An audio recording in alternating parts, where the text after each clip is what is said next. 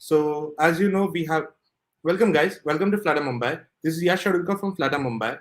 So, as you know, today we are hosting our Flutter Festival Mumbai. So, what exactly is Flutter Festival Mumbai is going to be shown by Drumil Shah. I'll be showing and I'll be your host tonight. So, this will be our agenda today. So, our agenda is pretty much simple. First, we have the keynote session by Drumil Shah, who is our GDE. Second is a very interesting and a very much difficult topic and pretty much industrial right now is profiling your Flutter apps using DevTools that will be shown by Aswin Gopinathan. Then we have a pretty much surprise for you guys. After that, you'll be taught about the multi-platform with Flutter by Arijit Bhaumik, and then we have our end note. Our speakers today, we have three speakers. First is Drumil Shah, Aswin Gopinathan, and Ajit Bhaumik. Drumil Shah, as you all know, he's a Google developer expert and he is a senior Flutter developer at high level. Ashwin Gopinath is also a software developer engineer for mobile in Zest Money. And you all know our local speaker, Ajit Bhaumik, who is a tech lead at Ease Your Life. These are social handles. You can tweet about us, you can comment and chat on us. If you have any doubts or questions, you can put up all our social handles. All our organizers are active on these social handles, and whatever questions you have, you can ask to speakers and we'll convey it to them. If you have any other question or specific question, then you can use this hashtag AskFlutterMumbai. Using this hashtag, we'll record the questions and convey it to our speakers. Thank you very much, guys. So this ends my presentation, and now I would like to welcome to Drumil Shah, our first speaker. So hello, Drumil. Hey Yash. Hello. So what are we going to know today? What are we going to learn today, actually? So today is not more about the learning; it's more about the celebrating the festival. So we just simply go and like go with the flow, and we'll start the celebration with the Flutter Festival. Sure, perfect. So the whole screen is to you right now. I'll be taking off. Thank you. So Aditya and Yash and the whole other team member, you guys are really cool. तुम यार कमाल के बंदे हो सब लोग सच में. The reason is because I know the Flutter Mumbai team since long when the Flutter Mumbai was not been built, and they just came to me, hey Drumal sir, how we can do the same thing that to contribute and to give back to the community. So I just tell them you can also start your own community, and they started and they are running really great. So this is just a thank you from my end to the whole Mumbai, the Flutter Mumbai team. So today we are going to talk about the Flutter Festival, about what is Flutter Festival, how we are going to do this, and what are the topics are getting covered. A little bit intro about myself. So I am a father of a kid who is going to turn 16 months old by this month 12th, a senior mobile application developer at Go High Level, GDE for Flutter and Dart, a co-organizer of a tech community called GDG in Ahmedabad. Yes, I'm based in Ahmedabad. I'm a typical Guju guy. And also a founder of the Flutterflix. Apart from this, which the one thing which I haven't mentioned is like I also help the startups to grow from 0 to 1 or like from 1 to 100. Like if you have any idea and if you don't know how to convert your idea into the mobile application, I guess I will be able to help you out over there. So let's go next. Since many days, we are able to see such kind of tweets on on the Twitter. And when I saw this first, I was like shocked. What exactly is this? And then I came to know this is a kind of a game which is right now in the trending. So as we know that we are Indian people and we always love to play games, and this is the Flutter Festival. So we'll start with this game. But those who don't know, this game known as a Wordle. So you have to guess a word. You will get 6 trials, and whatever the word you type, the whole word, once that word is valid, in terms of the grammar, the game will tell you that the particular character at the correct place according to the word which is you are guessing, and if this is at the correct place, it will show you with the green.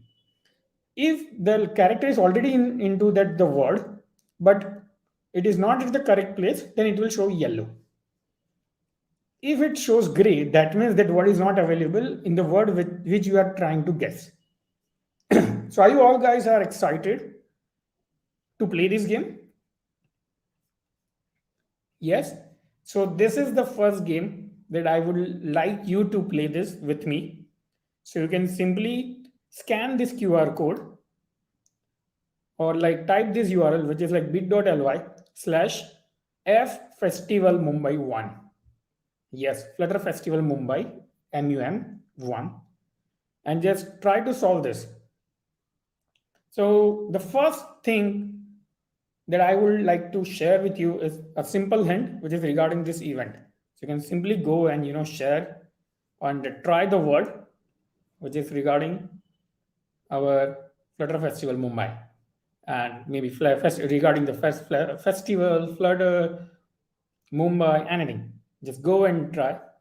And if you are able to guess the word, put it in the comments. I'm waiting here.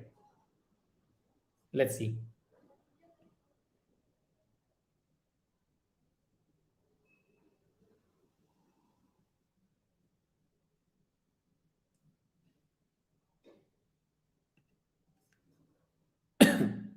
Sorry for the glitch at my end.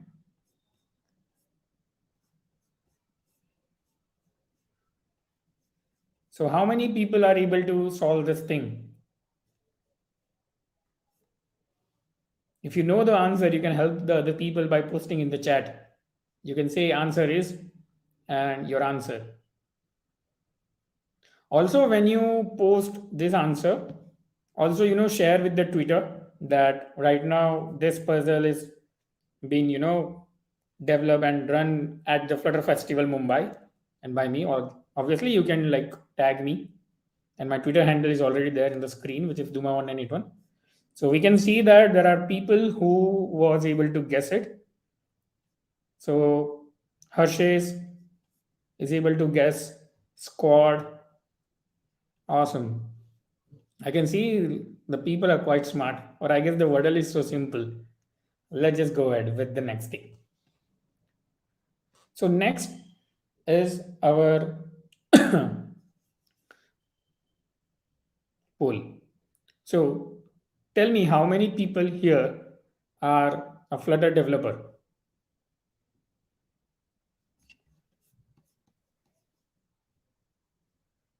Are you a Flutter developer or not? Or not yet? Just write down in the chat so that I know whether you are a Flutter developer or not. If you are a Flutter developer, just write your favorite Flutter widget name, or maybe just you can write that you are a Flutter developer, just write yes or no. I can see there are some great Flutter developers who has more than 1 year of experience. I can see some new people who are joining the Flutter League. That's great. Not yet. Okay. Perfect. This is really awesome. So thank you everyone. Let's get next. So those who don't know or like who are like very new to the Flutter, so I would like to help you here. So Flutter is a Google's UI toolkit for building the beautiful, natively compiled applications for mobile, web, and desktop from a single code base. Can you imagine that you just have to write a single code which will run on mobile, web, and desktop? And just because of this, right now there are 500,000 of apps uses Flutter, and those apps are right now available in the market. Yes, 500,000 of apps. Now, some of the people from the participants, they might say, "ये सब दोगलापन है, ये हो ही नहीं सकता." Like how a person who is, I mean, can just write a single application in single language and can reach out to the different platform, because like all the platform technically are the different, whether it's a mobile, whether it's a web, whether it's a desktop, all are different. So how? So you might have this question that yes, sab duglapan, and this is like kind of some gimmicking thing. So this is not my words. This is some of the statistics that is been shared by the Google, and I have just clipped for you. So statistics shared that the Flutter is the most popular cross-platform mobile framework used by the global developers. which is like 42% of the software developers are using Flutter. JetBrains also said that the popularity of the Flutter actually surpassed the React Natives. And now it is leading with the market share with the 42% of the people are still, have started using the Flutter. The data platform says that the most popular cross-platform framework for development includes Google's Flutter.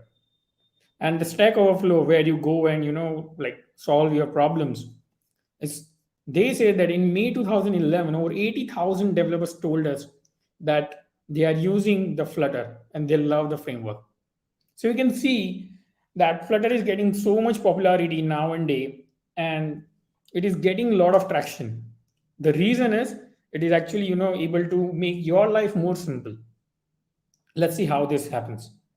So this is a basic Flutter framework which has been developed by the Flutter team for the mobile platform. So you can see the top portion, which is written as a framework Dart, and it has 5 layers: material, Cupertino, widgets, rendering, animation, pointing, gestures, and foundation. The whole framework is written in a Dart language. So for example, if you know the Dart language, you can actually know how Flutter has been written. So this whole framework is written in the Dart, and the lower layer, which is besides this, which is the engine, the main core component of this whole framework, which is the engine. This is written in the C++, which is a Skia engine. It has the Dart language, which is again written in the C++. So yeah, a Dart language is written in C++, and the text. So text rendering thing is also written in C++. So what happens when you run your Flutter app on Android or iOS? It will check where your app is running. The engine, the Skia engine, will convert the code where your Android and iOS platform can understand, and whatever things happen, that application you write is being managed by the framework. So framework will help you to write the code. Once they pass those data to the engine will render into the native compiled code. So that's why it is fast and it is smooth. So this all about the Flutter for the mobile platform. What about the web? So in the web, we can see here the bottom layer is been changed. In the earlier, it was engine C++. In the web, we have to host our code on the browser because this is the front end tool. So browser understands JavaScript and the canvas and the DOM object. Again, that particular portion is been written in C++ and JavaScript, where you can see the canvas layer, the JavaScript engine, and the DOM, which is the document object model.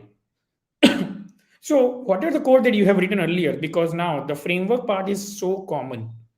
So it doesn't matter where your app is running. So you will write the same code. When you pass it, the Flutter framework itself will decide, okay, right now I am being hosted on the web. So I will utilize the browser, not the engine. So it will utilize the another portion, which is the browser. It will convert that code which you have written, which your browser can understand, and it will host over there. So this all about the Flutter for web. Now, the new thing which came, it's the desktop. So what happened over here in desktop? Because in mobile, we have the different scenarios, different gestures, different environment. In desktop, it's totally different because in mobile, you have limited power, limited memory, limited supplies. But then in desktop, you have more real estate, you have more power, you have more memory, right? And also here, the gestures and everything are a bit different. So there is one more change that you might have seen here.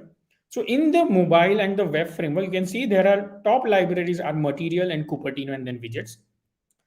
Whether in desktop architecture, you can see material and Fluent.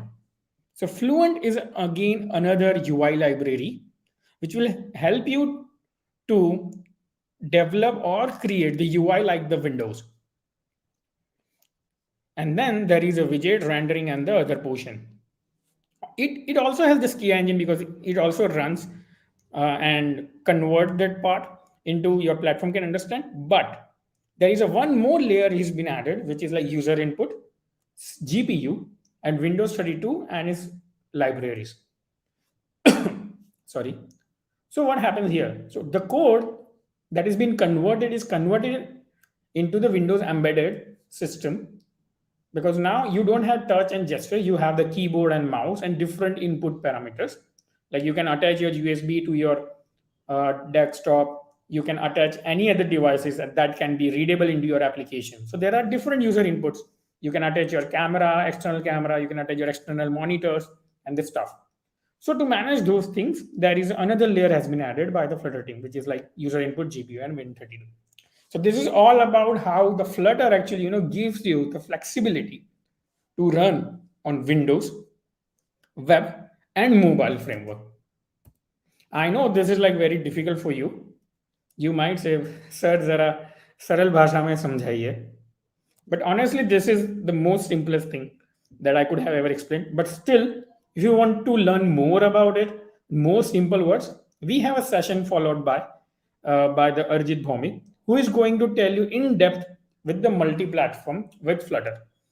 So you can ask and a lot of question and learn that how exactly the Flutter supports the multi-platform. Also, on a 2nd March 2022, sorry, this is not a 2nd March. This is written in MMDDYYYY format. So this is actually 3rd February 2022. So Flutter actually announced on the 3rd February the stable support of Windows. That means now from 3rd February, you are able to develop an application with the Flutter for the Windows.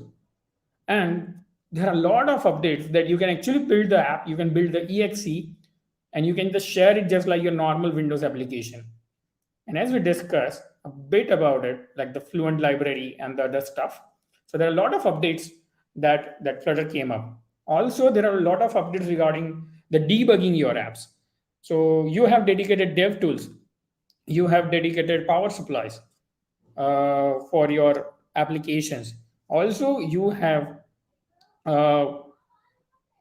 what I say, like performance improvement, because earlier in iOS and Android there were some performance glitch, there were some blocker issues that also been fixed by the Flutter team. So those are the updates are being shared in new version. The latest version of the Flutter is 2.10, which you can download right now from Flutter Dev, and it's free. So the whole point of Flutter is the way the Flutter is getting groomed is like it is covering and mainly focusing on the 5 areas which has been displayed. 1 is it should be a portable. 2nd, it's beautiful. 3rd, it's a fast. 4, productive. 5, open source. Portable, it means as a developer, you don't need to worry about where your application is sitting on. You just need to solve the problem, whether it's on mobile, whether it's on desktop, whether it's on web, or whether it's on any other platform. You just go and write your code and Flutter will take care of the things. Beautiful in terms of that it is how easy for you to understand and love it. Like those who have been into the Flutter for more than 6 months, they know how beautiful it is. Fast, because there is a one more reason, because it compiles the code natively. So that's a fast. Apart from the fast, as a developer experience, as soon as you write, it just simply compiles over there, because it has the hot reload, and hot reload comes with the technology called just-in-time compilation and ahead of time compilation. Now, what is that? If you want to know this, Google about it. And if you don't want to Google about it, stay here till the end of my session. The 4th is the productivity. As we just discussed, you are able to develop app for multiple platforms using the single code base. So obviously your productivity get increased. A company who wants to develop an application for the different framework, he just need to hire you, because you are like king of all. So just simply. And the 5th and more important is the open source. That means if you think that there is some issue and you know the solution, you can simply go for the library, solve the issue, raise the PR. And if your PR is actually solving the problem, that will get merged. So congratulations, you can also contribute to the Flutter framework by yourself. So these are the core principles of the Flutter, and that's why the Flutter is so popular and is becoming so much traction. So then, apart from this, if you want to know about more about the DevTools, what are the new updates? So our next speaker, who is Aswin Gopinathan, He's going to tell you about how you can profile your apps and get the best out of the DevTools. So please follow that session and feel free to ask so many questions to them. And last but not least, we have a bonus round. So bonus, like last year, Flutter has announced a one puzzle, and where they were giving a lot of prizes. This year also, they have announced a new Flutter puzzle, which you can go and check out this link, which is on the screen, which you read as flutterhack.devpost.com. But be sure that you will submit your application on before 20th Feb 2022. So these are the deadline, and please make sure that you follow this. And guys, there are a lot of cool prizes to win over there. It's not just a one category, there are a lot of categories. So you can go and check this link and just apply. So it's time for a second wordle. Are you guys excited?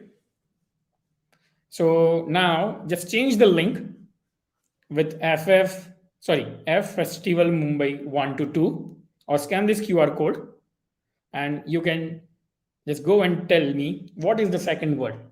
I'm sure the second word will be the difficult for you. I'm just waiting for your answers. Let's see what happens. How many people are able to guess this?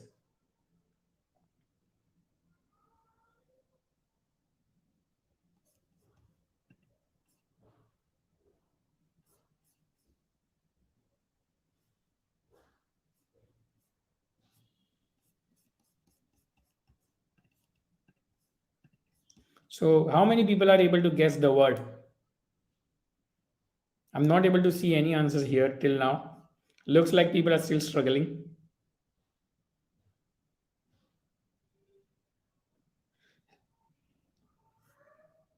Okay. Again, Harsh's got the answers. Okay, Jatin also got this. That's cool. Looks like you guys are so smart. That's awesome. Rohan also got this. So those who didn't got this, you can check the answers in the chat. I hope you enjoyed this waddle, and looking forward to catch up you guys. And like after you are going to attend the session with the other two speakers, and still if you think that you still need the help with Flutter after this session, so don't worry. मैं दे दूंगा, आप tension मत लो. अगर आपका कोई भी question, कोई भी डाउट है, मैं आंसर दे दूंगा. Okay. So thank you so much, guys, and for having me, especially the Flutter Mumbai team and all of you. Looking forward to catch with all of you. All the best, and thank you. Well, thank you, Drumil sir. Like Flutter Mumbai has your support from our first event itself. As you said, like even before your first event, we've been having your support. So thank you very much for supporting us, and thank you for coming today for the keynote session. Thank you. So thank you very much. Thanks. So guys, I hope you all have enjoyed the keynote session by Drumil Shah. He has thought about a lot of things. He told us about a lot of things like the Flutter with Windows, Flutter puzzle hack, Flutter framework, and many more things. So as you saw, like we had a speaker from up north and our neighbor Gujarat. So now we are going to have a speaker from south. All the anime fans and all the what do you call that Naruto fans, be ready. We have our speaker Aswin Gopinathan, who is actually a software developer engineer at Zest Money. So welcome, Ashwin. Hello. Yeah, hi there. Hi, everyone. Happy Flutter Festival to everyone. Happy Flutter Festival to you as well. So Ashwin, what are we going to learn today? What are we going to know today? Yeah, so today everyone are going to learn about profiling your Flutter applications. Yeah. That is a pretty difficult topic for the Flutter developers, and it is actually industry needed. Like we have Yeah, been it's doing. like, yeah. So the screen is all to you. I'll be signing off now. Thank you. Thank you, Yash. So let me just share my screen.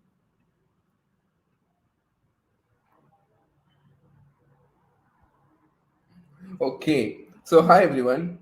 I have a lot of things to talk today, but I don't know like where to start. So let me start by introducing myself. My name is Aswin Gopinathan. I am a software engineer at Zest Money. So I've been working with Flutter for almost like 2 to 2.5 years now, but currently I'm exploring the power of Dart as a backend language. But apart from that, the thing that I'm gonna talk about today is not something related to backend. It's the most important thing whenever you're working with Flutter apps. Even if you're a beginner or even if you're if you're an expert in Flutter, even after you create your apps, there are some things that you need to consider before actually put into production level, before they actually get in the hands of the users. So, profiling.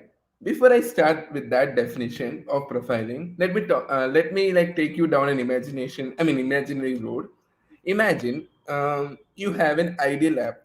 You created a most ideal app in the world. So that app runs with the millions of users around the world. So the users don't use a single font. They have various fonts of various screen sizes, various compatibility, and various other reasons.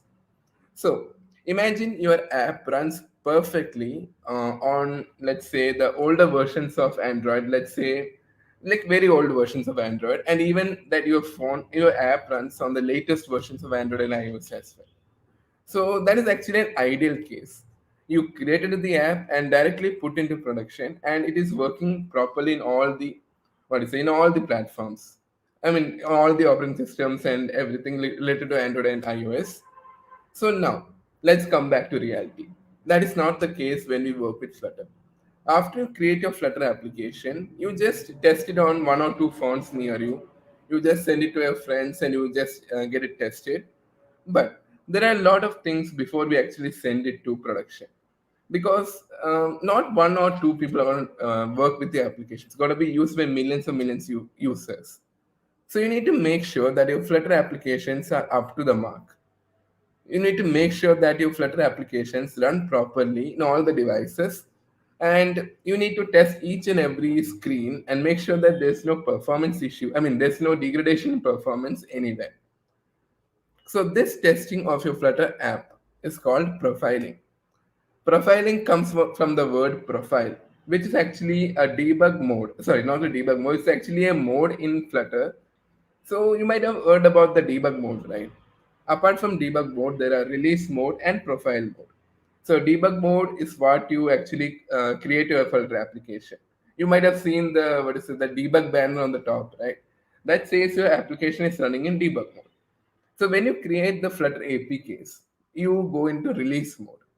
But once you create the Flutter APK, you're not able to test the performance. There's no way actually you can test all the performance after you create the APK. So for that particular purpose, there comes a mode in between debug and release mode. It is called profile mode. So before I jump into that, a note for everyone this session is highly inspired by talks given by Philip Helchek because he was the reason that actually came to know about profiling in Flutter apps. He has given a lot of talks, and many of you can find that on YouTube. So this particular session is actually inspired by his talks, and most of the time I'll be using his name, so don't curse me anywhere. But who doesn't like Philip, right? So coming to the agenda for today. I'll be introducing certain terminologies which are required um, which are required while we go down the session. Go through the session. After that, I'll be introducing you to DevTools, which is actually open source tooling platform by the Flutter team. And at the end, we'll be live profiling a Flutter application.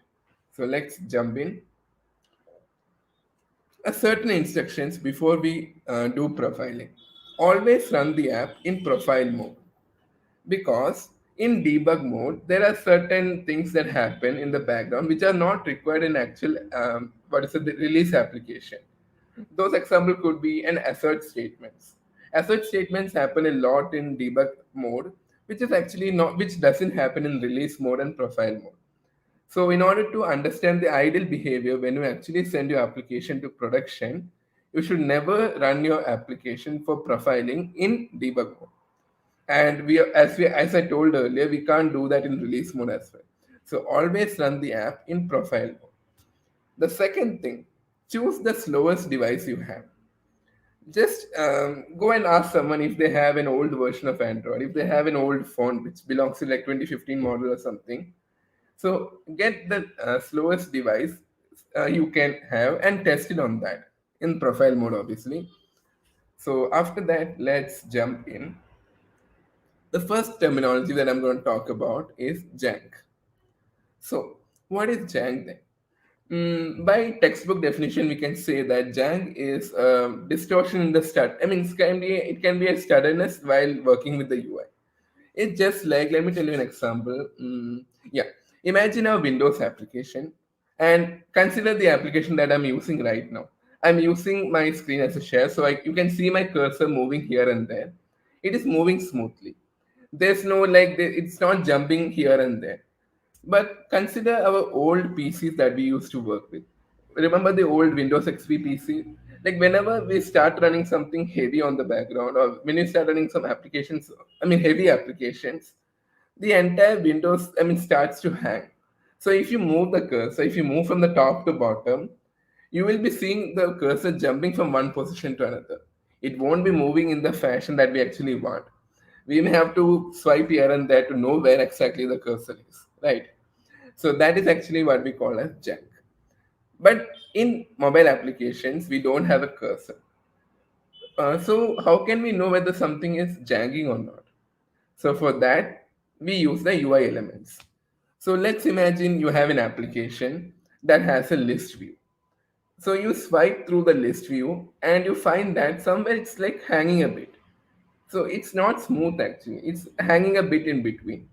So that is called janking. So coming to the technical part of that, as you all know, most of our mobile applications run at 60 FPS, that is 60 frames per second. That means 60 frames are rendered every second. So that means every frame will need around close to 16 to 17 milliseconds for rendering. So you can take a paper and do the math over there. But like after I did actually in the morning, so after like every frame requires 16 milliseconds to render.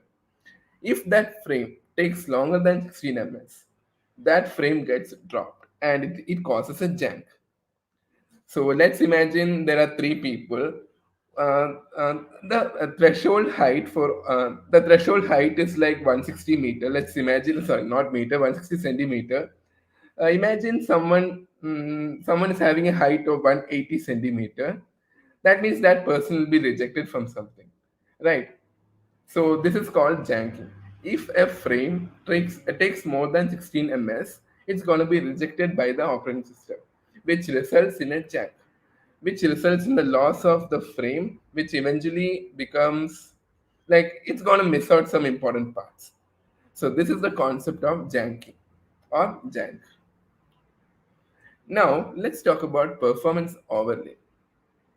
So, if you're running your application, how will you know whether your application is having a jank or not? For that, we use the metrics called performance overlay. Performance overlay actually uses a performance metrics. It's like just like an histogram, which is actually overlaid on the top of the screen. I mean, on the top of the application that you're running. So in the example, I used the debug mode, so I'm sorry about that. So, but still, in whichever mode you use, you're gonna see this particular, this particular overlay on the top, which shows the frames that are happening in the UI thread and the raster thread. So I'll be talking about these threads in the coming part. So it gives you an information about how many frames were got skipped and how many frames actually ran successfully. So if you see a big line like red line and a green line, it means that at that particular point, that frame took more than 16 ms and it was rejected by the operating system. So this particular matrix, also known as performance overlay, tells tells about each frame that was rendered by the operating system, whether it was accepted or whether it was rejected. So the bottommost line at at the bottom shows the threshold above which if a frame takes more above that time, it will be rejected by the operating system. So I'll be showing the exact working of this in the live profiling section. So yeah, this is what performance overlay does. Now let's talk about the UI thread. In Flutter, there are various threads. One is the UI thread. One is actually the raster thread. Also known earlier it was known as the GPU thread, and there's also IO thread and some other threads are there.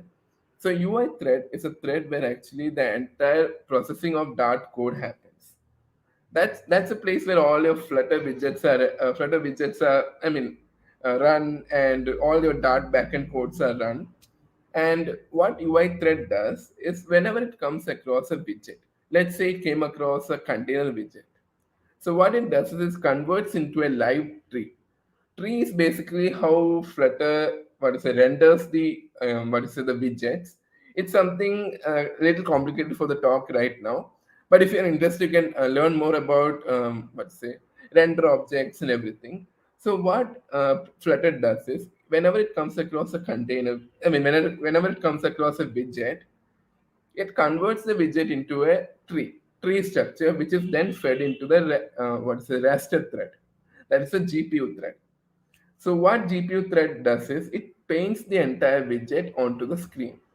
So that is the job of the raster thread. But what UI thread does is it runs all the functions, it runs all the classes that you write, literally runs all the Dart code, and then creates a tree for the entire widget that you're going to use and send it to the raster thread. So what does raster thread do then? A raster thread does it renders entire widgets onto the screen. That is, it renders each and every widgets onto the. I'm sorry. Yeah. So yeah, it renders the entire widget onto the screen. So it's just like you are imagine you open MS Paint and you're painting something on the canvas. It's similar to that. Whenever the UI thread sends some information about a widget that has to be painted, the raster thread takes care of that and paints the entire widget onto the screen. So that is the working of UI thread and raster thread. There's something to note. I don't think you can actually access the raster thread. So in this example where I showed about, just a minute.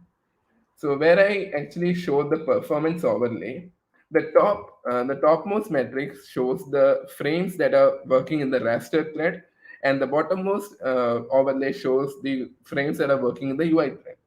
So in case there are some janks in UI thread, that means you need to work on your Dart code. You need to make sure that your Dart code is efficient and doesn't cause that particular jank in between. So if there is a frame that is skipped in the UI thread, make sure that you go through the entire Dart code and make sure you can find a better and optimized approach to solving that particular whatever race that jank in between. So similarly, if there is a this frame drop in raster thread, that means that the rendering code is actually very expensive. That means it takes a lot of time and it's very complex to render that particular widget or anything that happens in that particular frame.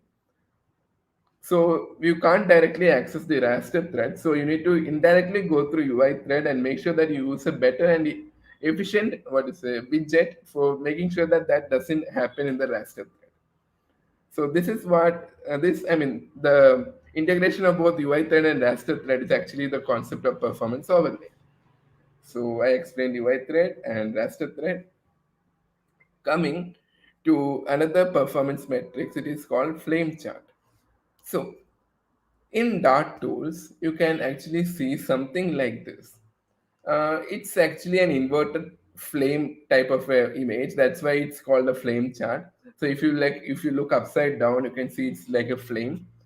So this flame chart can be opened for each and every frame, which gives you information about what all events happen in that particular frame.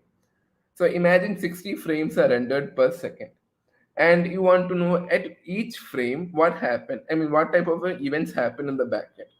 So the flame chart talks about the entire events that happen in the backend.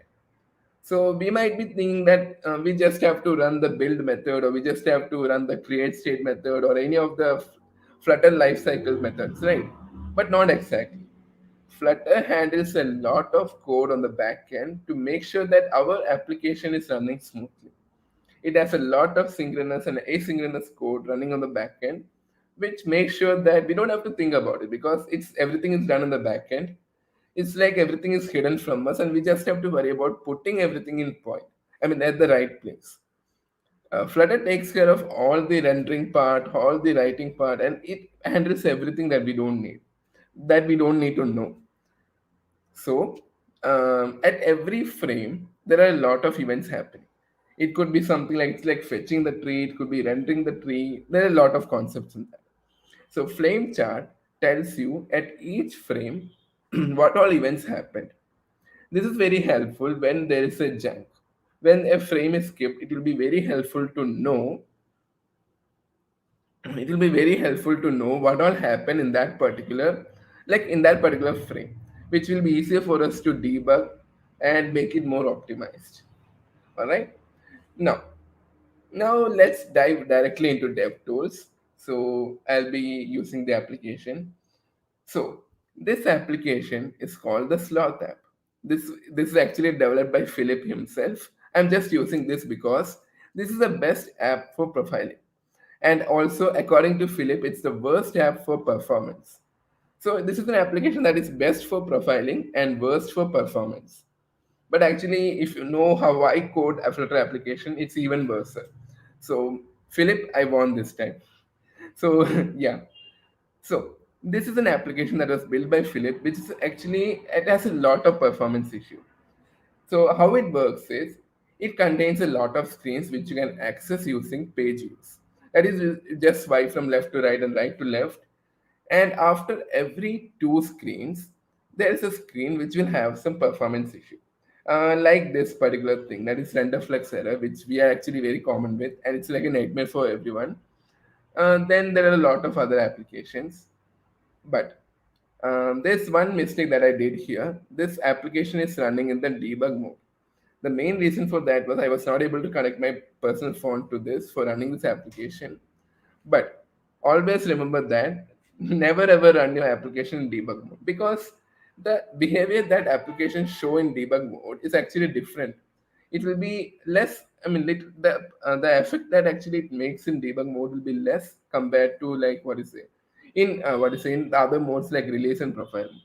But for this presentation, I couldn't come up with a what is it profile mode because I couldn't connect my phone. So I'll be explaining the same things in debug mode, but you can replicate the same in profile mode. So I think my application is running.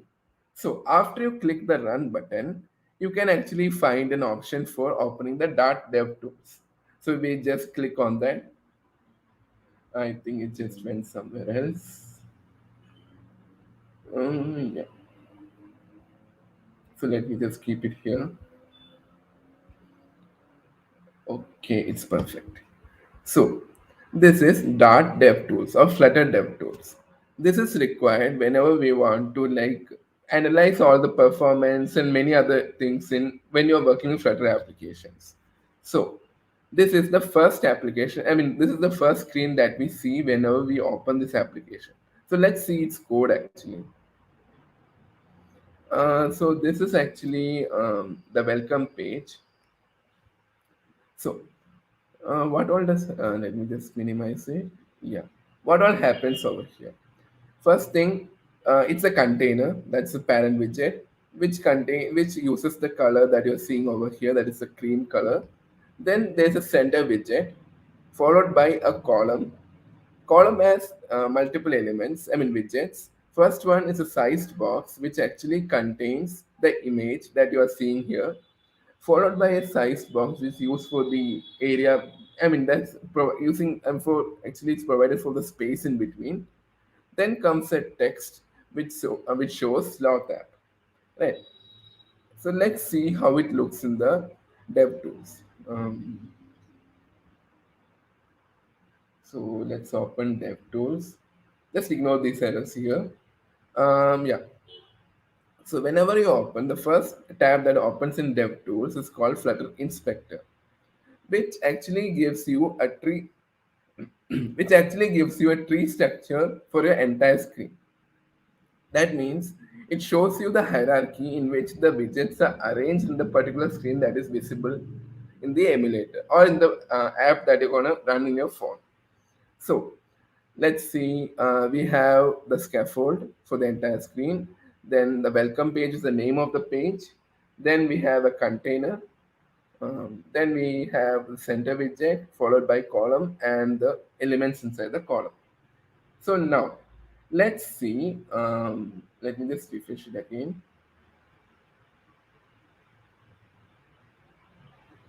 It might take some time. Just give me a moment.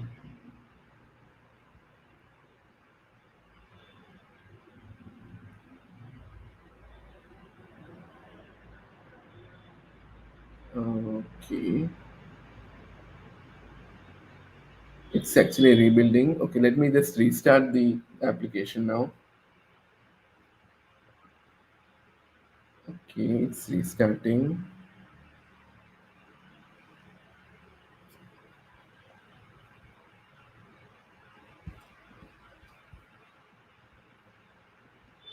I think some errors. Okay. Okay, let me just restart the analyzer again.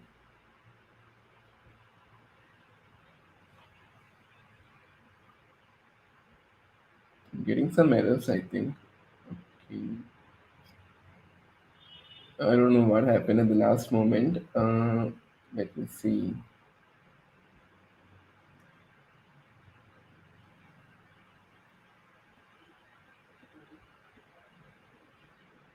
Okay. Okay, let's see.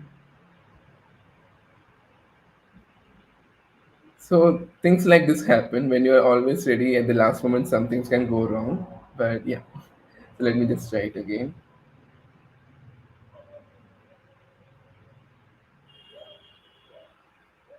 Okay.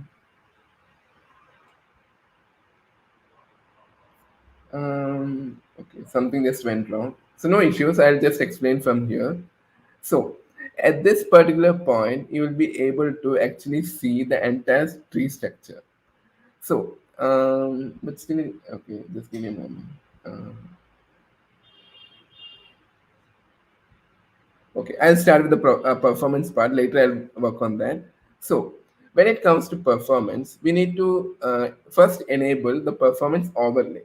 So, performance overlay is actually enabled using this particular option over here.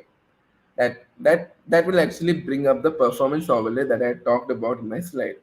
So, on the top, you can see the raster thread. On the bottom, you can see the UI thread. So, let me just clear this one and we'll start again.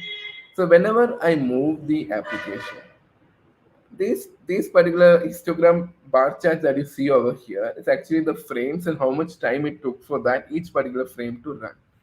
So when I'm going through simple screens, there won't be much, what you say, frame skips.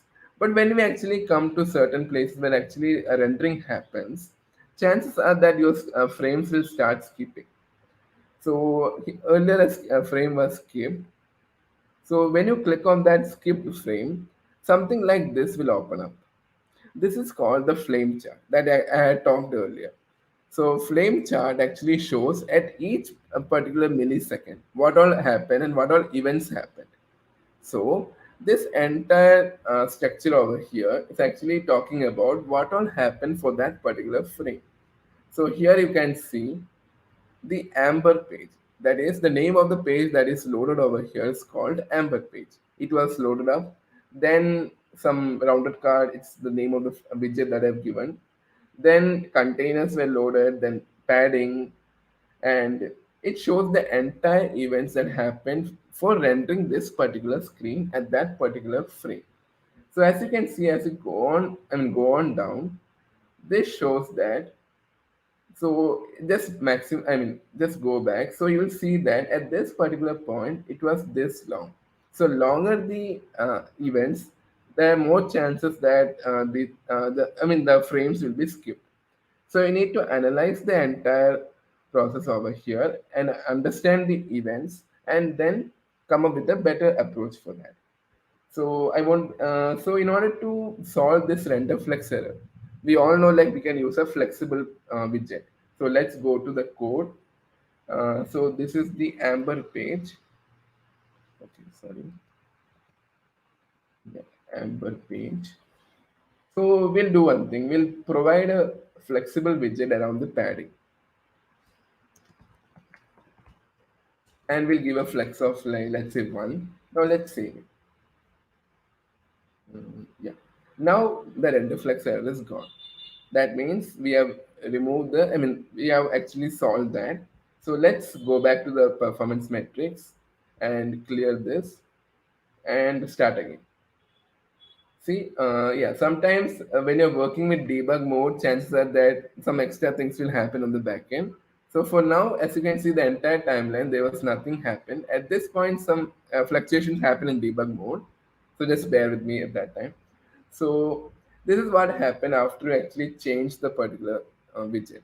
So this way, we don't have, and we are not spending much frame time on actually showing the errors or actually having the errors in our screen. So after you use the flexible method, it's actually fixed and there's no render flex error and the performance and the frame rates are up to the mark. And one thing you can see over here is the average frame rate. So most of the applications use 60 FPS and the average for this entire time was 59. So that means you are up to the mark. There's not much frame skips or anything.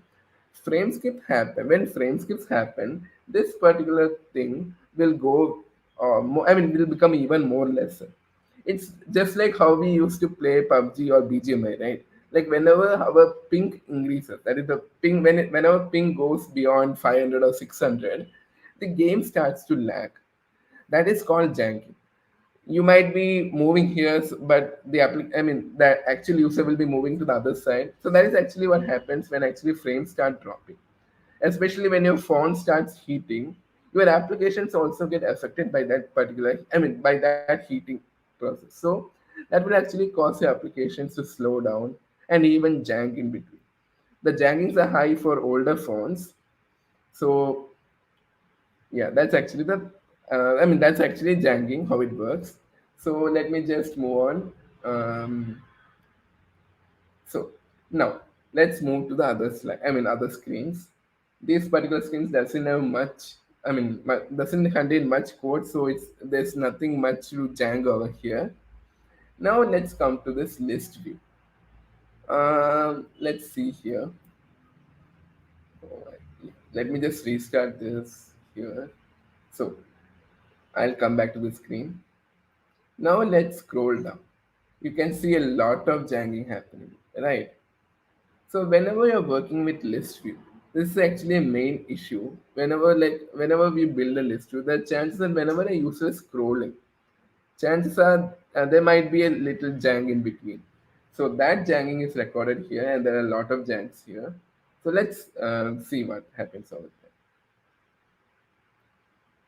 there. So yeah, let me just. Yeah.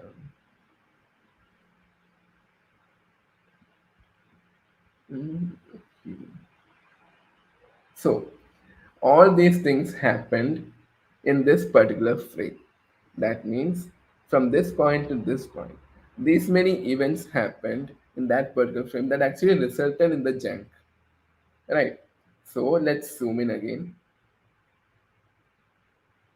So it's actually rendering the entire widgets over and over again because in list view that's what happens, right? But let's go to the code actually. Um, so this is actually the yellow page. Oops. Yeah.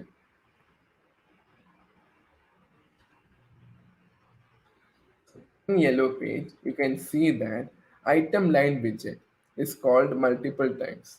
And since we have not mentioned the item count, that means it's infinite, right? Now let's go to item line. So item line looks like a normal widget, right? There's a container, it has a row, it has a size box, everything looks like that's an expanded as well.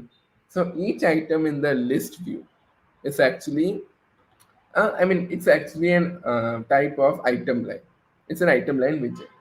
So it has an expanded column, but there's something over here. Text widget. Text widget is actually getting the value from another method, that is make subtitle. This make subtitle actually has some code written here which doesn't require much of the computation power, but there's a method known as Fibonacci here. So what does Fibonacci method do over here? It's actually calculating the Fibonacci number. So you might have studied in your college time, right? Fibonacci is actually done using it's using a recursive method. You pass in the value, then n minus one, n minus two. I mean, lot of time complexity things over there. But as you can know here, it calls the Fibonacci method n number of times, and it is written twice in this particular method. So that means this recursive method runs twice for every element that is created in the the item builder. I mean the list view builder. Every time a list view renders a widget of type item line, this particular method is called, which in tag calls Fibonacci twice. It's very expensive, right? So if you are working on some logic like this, it is very important to actually think of a better approach for actually solving your for computation purpose. So it is very important. I mean, this is where actually our data structures and algorithms and everything comes. We need to make sure that the time complexity of each code that we run is as minimal as possible. So whenever someone told that it's not important to learn data structures or not important to learn algorithms, this is where we actually face some issues. For the time being, this is only a Fibonacci method. We can actually write a better approach for that, but in the long run, it could be something even more complex. At that time, you need to make sure that whatever code you write is actually, it's actually up to the mark and optimized and efficient. That's why, like, always remove the time complexity and make sure it's everything is proper. So, yeah. So after this, let's go forward. Yeah, this is something interesting. So let's click on the rotate button over here. Nothing is happening. Okay. This is why I don't meddle with the code actually. Give me a moment. Um, this is the green page, right?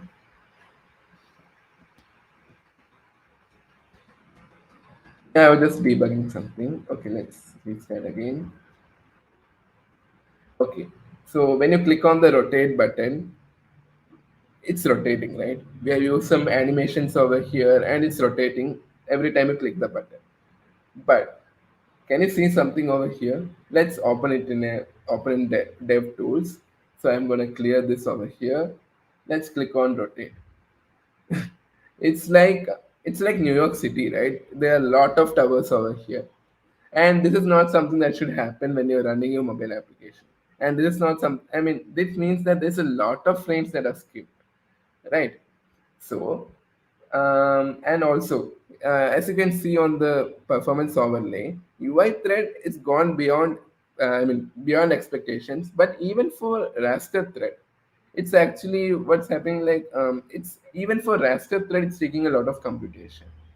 So it's very important. Like whenever you're working with animations, it's very important to make sure that you write in an optimized way so that this towers doesn't come in between. You need to make sure that it's below the power line. So that is something that we need to work on. So yes, let's see. Let's go ahead. So that's actually about performance. There is something that I want to talk about. That is network. So this network tab in DevTools is actually important when you're working on your applications that have some network calls. So I have a tab over here. Let's say the last tab in this particular app is actually calling a API in the backend, and it will run the API and it will just print the output. So it's taking some time now.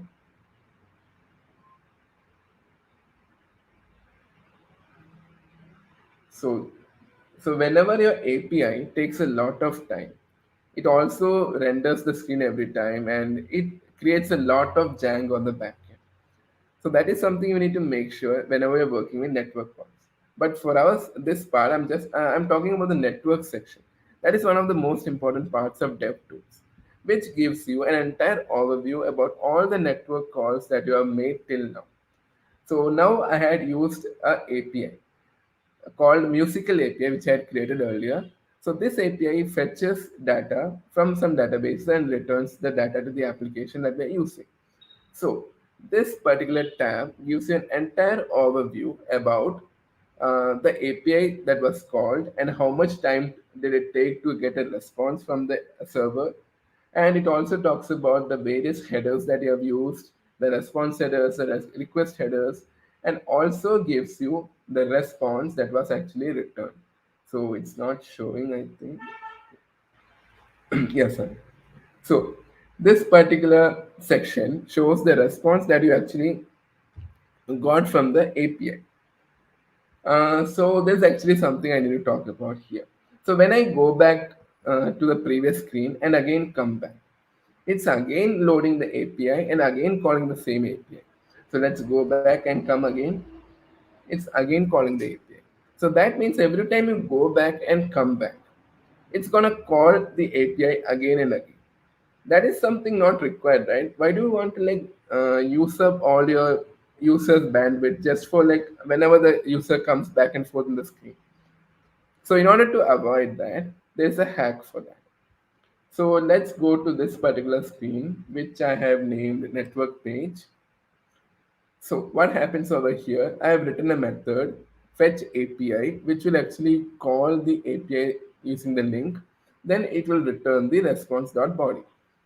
So this is actually called in the future attribute of future builder. So that means every time your screen renders, that is every time your screen is rendered onto onto your mobile, it calls the fetch API method every time. That is not required, right? Even if you run a set state method, it's gonna call the same API again, because every time you call set state, this particular build methods run again. At that time, fetch API is also run again. So in order to avoid that, let's create a future variable and name it future. And let's create init state. Let's assign future to not get data. It is fetch API. And now let's assign that future variable over here. Now let's save it and run again. Now, I have to restart again. So let's wait for the application to restart. Okay, now okay, I have to go to the end. Okay.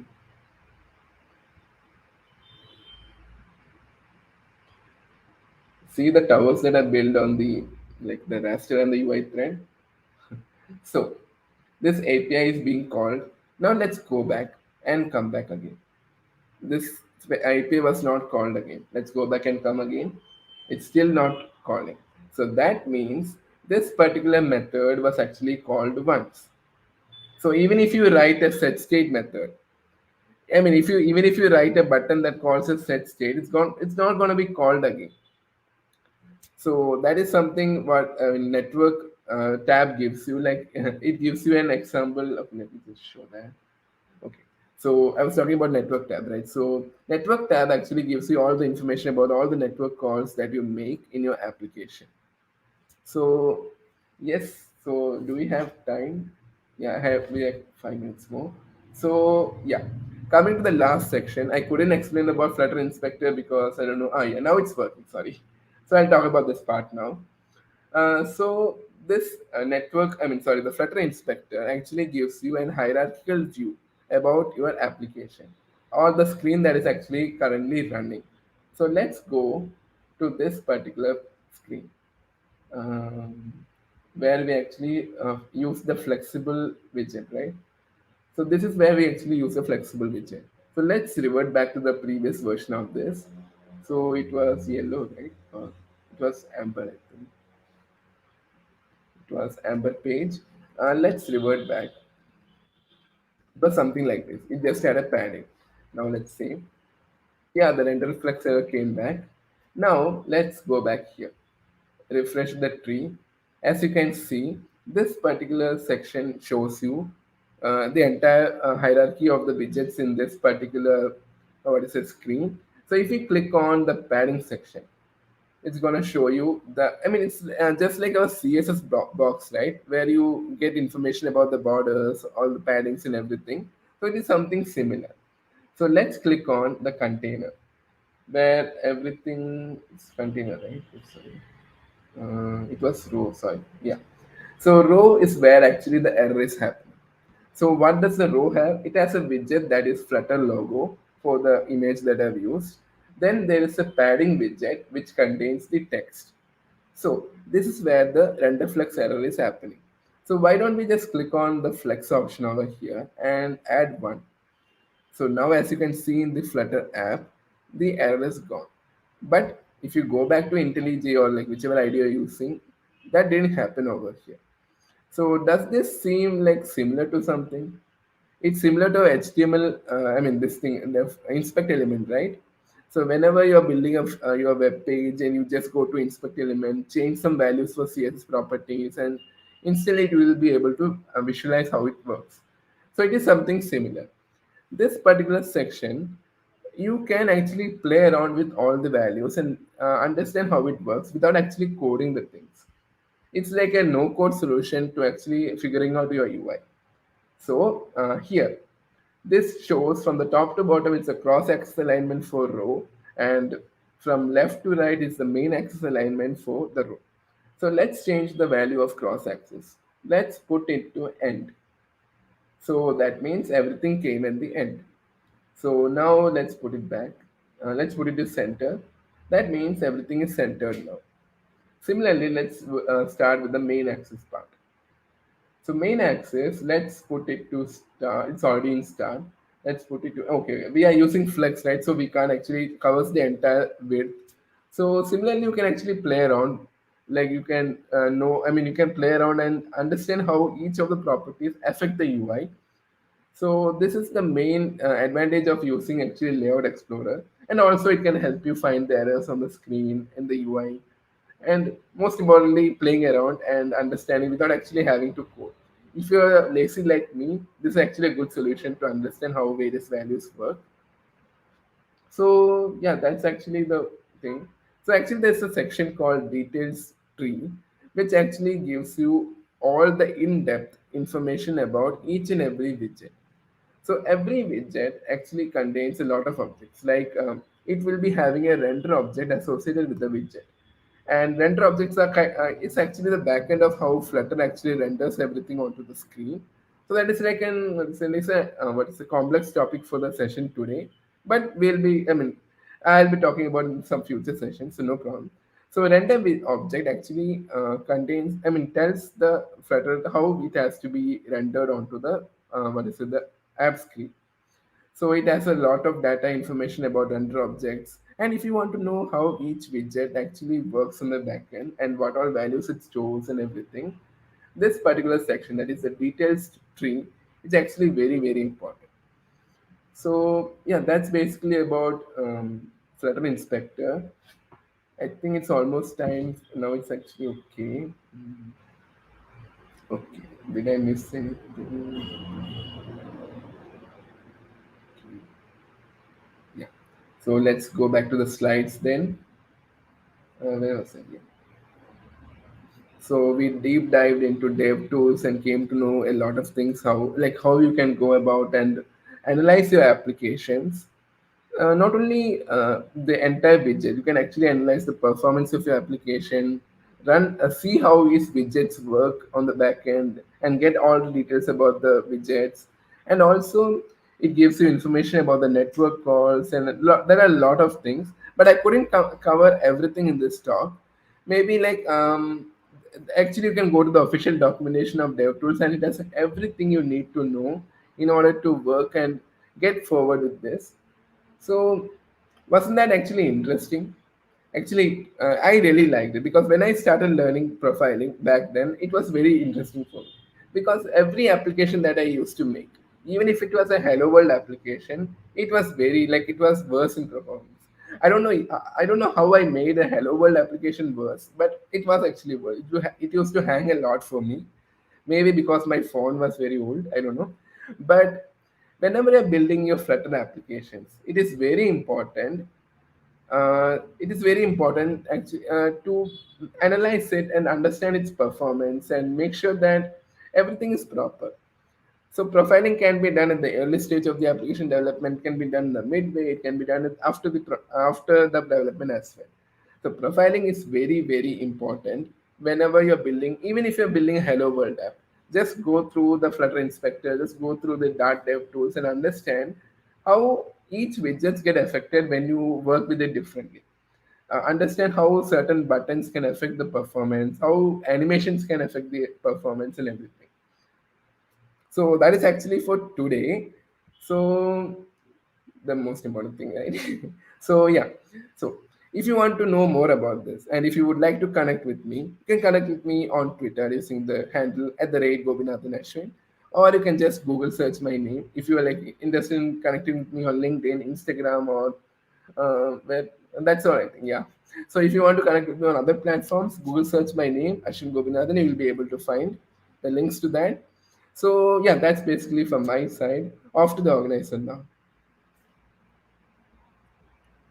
So thank you, Ashwin. Thank you for a wonderful session. It was actually very knowledgeable. I understood a lot of things, and I'm going to like watch the session again and again to understand more. Sure. So, as you know, we conducted some contests on Twitter and other platforms. We created a hashtag Flutter Mumbai, and we got a lot of responses on them. And we have selected some questions to ask you. Yeah, So, should we sure. start? Yeah, sure. Go ahead. Yeah. So, first question is that is actually from my side as well. Like, Mm-hmm. how should one improve the startup time of an application? I don't know, Startup startup time. time. Yeah. Okay, actually, compared to native application, Flutter takes some more time for loading up your application. That's because it has to load a lot of gradles and everything on the back end, so that it's actually supported for both Android and iOS. But once you actually go to release mode, that startup time actually reduces because when it comes to release mode, it's actually native application. It's a native APK or a native IPA file. So at that time, the startup time actually reduces drastically compared to Flutter applications. Because for Flutter applications, you have to load a lot of things on the back end, and that's the main reason it actually has a slow startup time. But for backend, actually, I mean, after you release the APK, it will be easy. I mean, it will be same as other native applications as well. So yeah. Okay.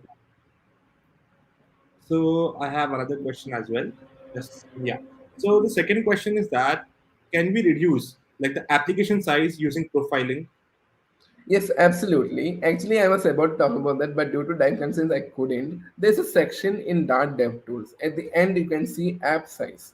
So what you have to do is just type the command for building the APK and building. So once you after that, you'll be getting. Okay, let me just type the comment so that it will be easier. I'll just type the comments for you. Flutter build.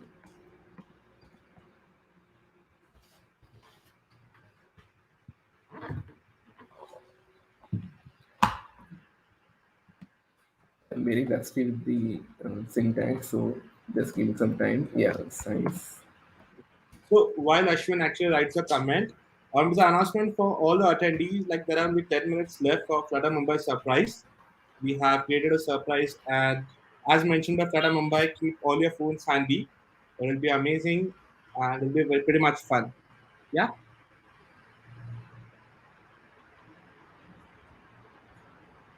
So yeah, send.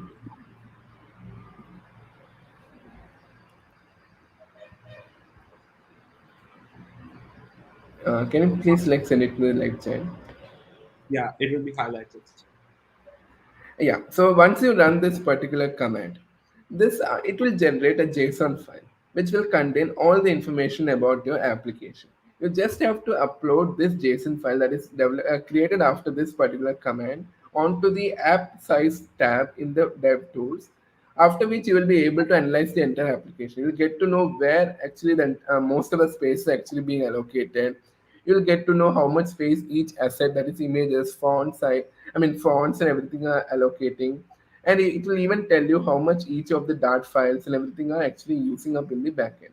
So that way you can actually analyze your app, and you can actually compare the existing application. That is, you can compare the JSON file that was created yesterday with the new JSON file that you create today after optimization, and compare each one of them to know how you can actually how much it has been affected and everything. So that is Okay. something you can go ahead and do it. Yeah. So you're saying it will like actually tell us about the complete skeleton of the application. Yes, sir. Like what all are used up in that particular APK size, how much like what all assets and what all files are being used, and the size also. Yeah. That is pretty much good. Yeah. So the next question comes is while actually doing the API call. So what happens to this user is that when he tries to do the API call, his application hangs. So is there a way to Mm. resolve that? Okay. Yeah. So API calls mainly happens in the UI thread. That means that's the only thread where all the computation happens. So you can do one thing is that you can create a new isolate. So isolate is a concept in Flutter or Dart actually to create a new thread from the UI thread in such a way that you don't have to run the entire computation in the UI thread. You can run in this new isolate that will actually run parallelly. It's like parallel programming where actually the task, whatever computations happen, it's actually happening parallelly. So that way, this fetching part doesn't happen in the UI thread and doesn't blocks the entire application. So it will be parallelly executed, and you can actually reduce the Django over there. Okay. So we have one question from Hari Krishna. Is Mhm. saying about then what about exactly CPU profiling? So maybe he's Uh, asking like what exactly is CPU profiling or how do we do it with CPU profiling? Okay. So imagine like what we study in our college time. There are time complexity and there are space complexity. So time complexity is CPU profiling. Like you are making sure that there's no load happening on the CPU, and space profiling is simply like memory profiling. You are making sure that there's no resources that are actually using a lot of memory in the application, or even memory leaks happen whenever you don't close a controller object or something like that. So coming to CPU profiling, it's basically talking about what all happens on the CPU, that is the UI thread, and that shows actually what all operations are happening. Sometimes when you run heavy operations on your old phones, what happens is your phone start heating a lot. That means your CPU is actually using a lot of power, and by using CPU profiling, you can actually reduce that by monitoring the entire process, and that way you can actually make it even more efficient for even for older phones. Okay. So like yeah, so we have another question from Mohan Patel. So are companies accepting Flutter developers or it's only for freelancing? Google Pay is built using Flutter, so Flutter actually is being used by the entire, tech giants like Google also, because yeah, obviously. But apart from that, there are a lot of companies. I'm also working for Zest Money, which actually uses Flutter for iOS, and yes, it is used by a lot of companies. And soon enough, many MNCs will also start migrating, because who doesn't love Flutter, right? Yeah. Also, like I would like to mention, Mhm. until now, like whatever speakers has been come to Flutter Mumbai, more than 90% of them are actually Flutter developers and are working in the industry right Wow, now. that's really great. Yeah. Yeah. So the next question comes from Squad. So what it says is that Flutter developers should know Swift or Kotlin to work on a production level project. Should they Okay, know? so yeah, actually, what I used to think was Flutter developers doesn't need to know native development or doesn't need to work with native applications. But recently, there was a talk actually by Pooja Bhaumik. She told that even if you're working on hybrid platforms using Flutter and Dart, it's actually very important to actually know about the native application development. That is either Android using Kotlin or iOS using Swift. That way, whenever there are some there are some platform specific errors, you will be able to debug it.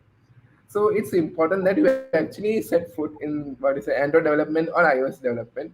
Even me actually, before I started with Flutter development, I was an Android developer. I used to work with Java at that time, but Kotlin was pretty new. Not many companies used to use that, but now Kotlin is used everywhere.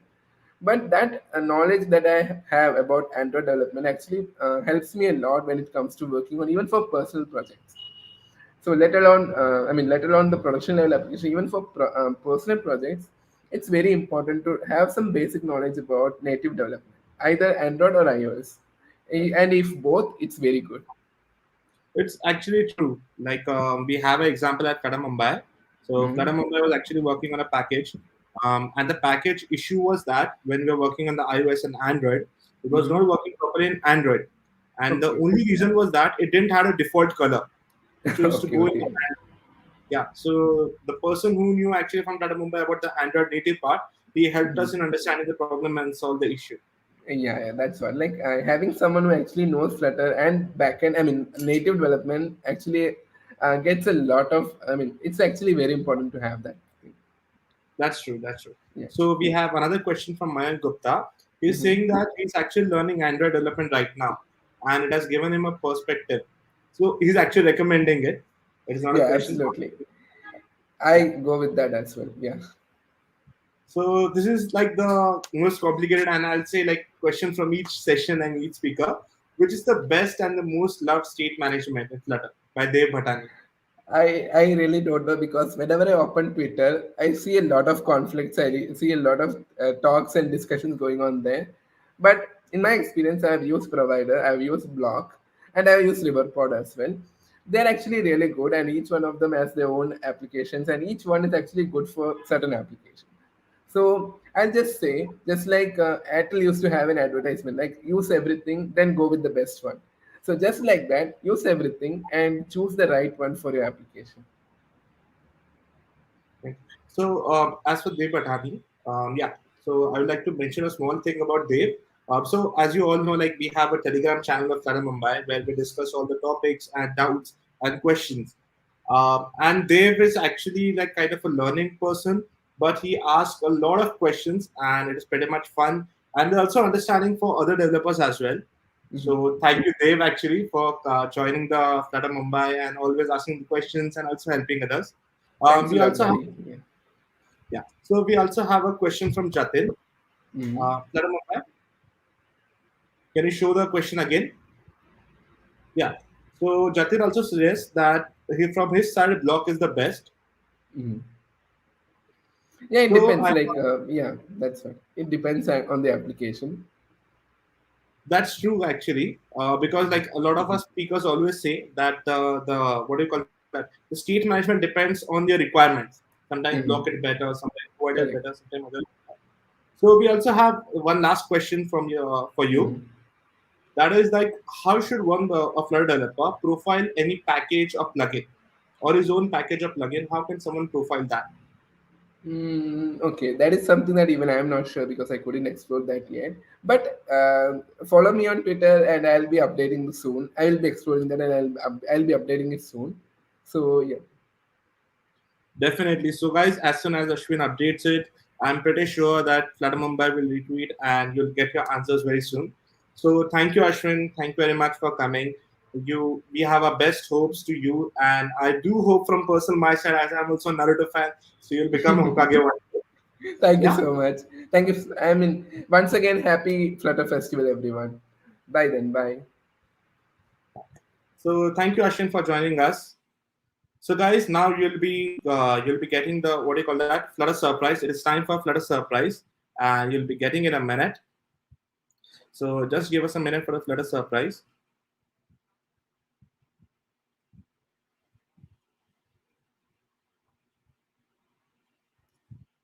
Yeah. So as I said, that we have got a surprise for you. So this is a pretty much surprise. We have a Kahoot game for you, and don't worry, guys. There are some more surprises from this Kahoot game. So I request you all to join this. You can scan the QR code, or you can copy the code.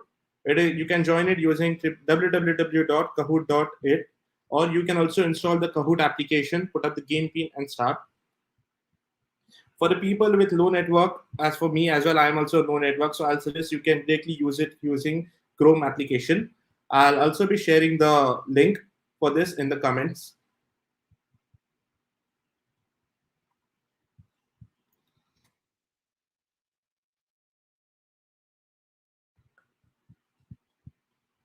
So as you all know, like we have all our developers coming up. So we have Sushant Pagam, we have Kishan Sen, we have Dipin. So Flutter King has left actually. He came back. We have Gunman GMC, we have John, we have Roshan Josh, Aditya Thakur, Gupta Srinath. So we were actually hoping for all of us to join using Twitter ID, but some has joined using different or some has joined using normal name.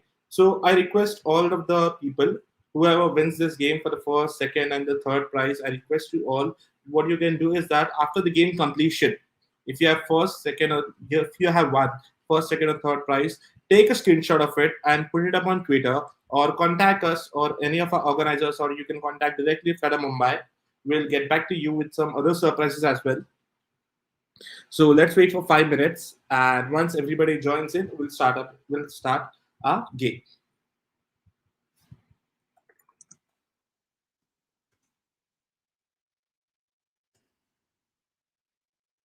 So we have Deepak, we have Kuram, we have RK, we have iFlutter.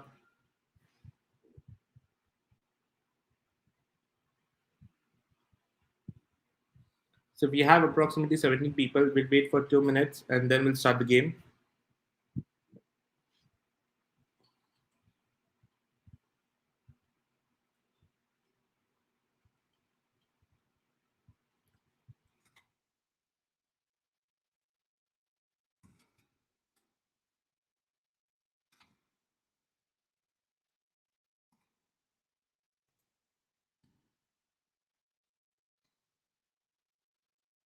So we have 19 people joining. So it has reached 21.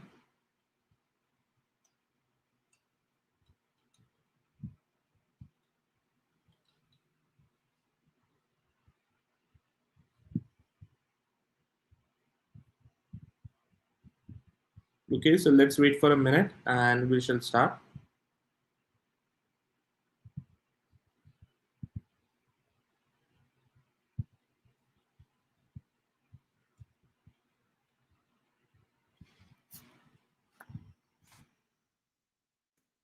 Okay, then well, guys. So as I can see, like this are the maximum of players. So we'll start with the game.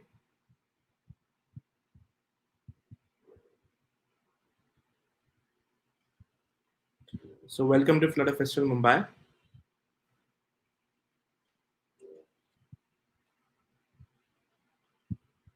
So what are the build modes in Flutter?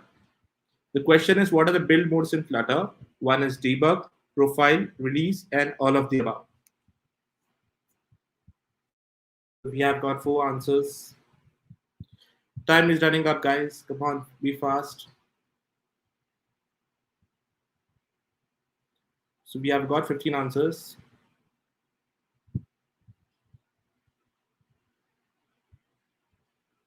3, 2, 1. So the answer was all of the above. We have debug, profile, and release as well. So that was the answer. So 14 people have actually got it right. So that's amazing. Let's move on to next question, guys. As you can see the scores, Aditya Thakur was the first one to answer it correctly. Then we have Dipin and followed by Gaurav. Flutter is a Dash mobile application development framework created by Google. First is none of the above, shareware, open source, and both. Flutter is a Dash mobile application development framework created by Google.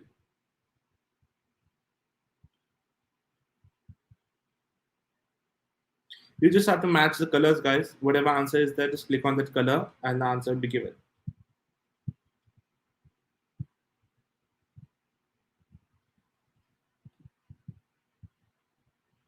So the answer was open source, not both, guys, neither none of the above. So the answer was open source. Some thought it was also shareware. But Flutter is an open source mobile application development framework that was created by Google. So let's see who was the first one to answer. Well, the first one to answer was Aditya Thakur, and this time Gaurav has come to the second position. The Kuram has come to the third position, and Rohan has come to the fourth position. So let's get ahead. So Flutter is a both an SDK, programming language, none of the above. So what exactly is Flutter? Flutter is both. Flutter is an SDK, Flutter is a programming language, and Flutter is none of the above.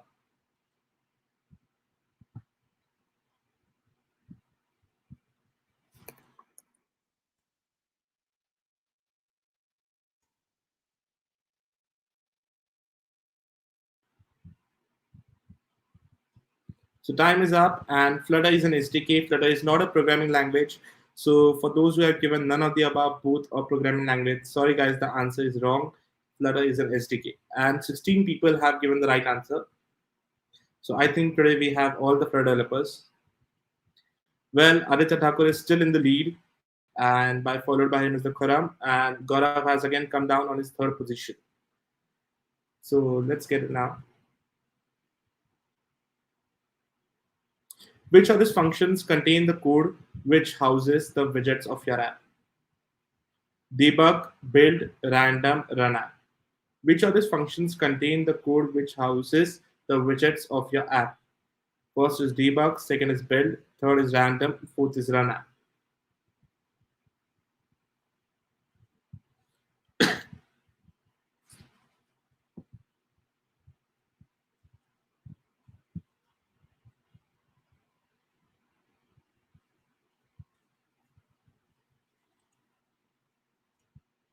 So the correct answer was build.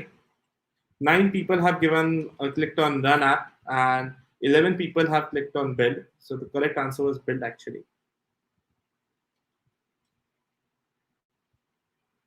So again, the first one is Aditya. Gaurav has come down this time, and Rohan has come up by one. So we have Aditya Thakur, Khuram, and Rohan. Which company developed Flutter? Come on, guys, it's the simplest one. Alphabet, Flutter, Microsoft, and Google.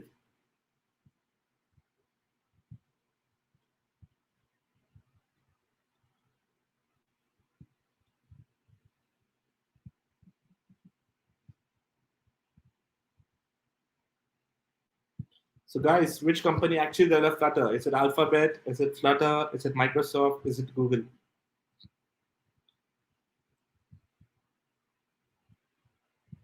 Well, it is Google. Flutter is not a company. Flutter is a part of Google. Alphabet is a company, but Alphabet actually handles Google. So Google is the one who has developed Flutter, and Microsoft is not the one, as we all know. Well, again in the lead we have Aditya Thakur. So now it's true or false. Flutter supports cross-platform development. Is it true or is it false?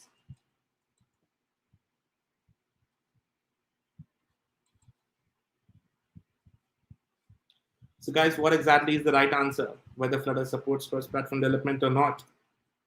I'm pretty sure everybody knows the answer to this question.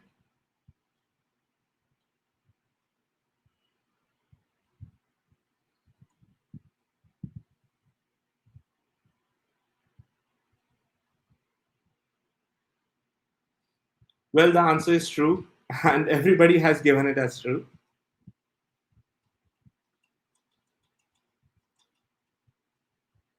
Okay, then well, so as we can see, like Mayank has come up, all the other first four players are pretty much the same.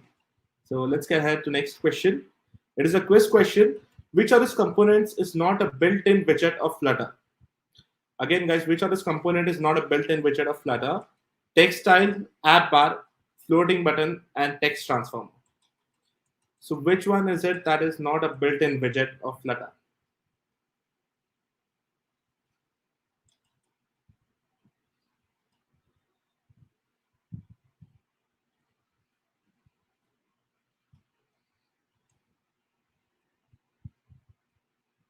So guys, also we have the answer correct. That is the text transformer. Text transformer is actually not a built-in widget. Other widgets are actually built by Flutter and they're pretty much built in.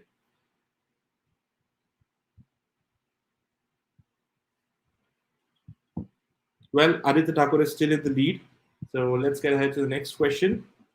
Is it true or false? Is Flutter free or is it paid? So what exactly is the answer? True or false? Is Flutter free or not?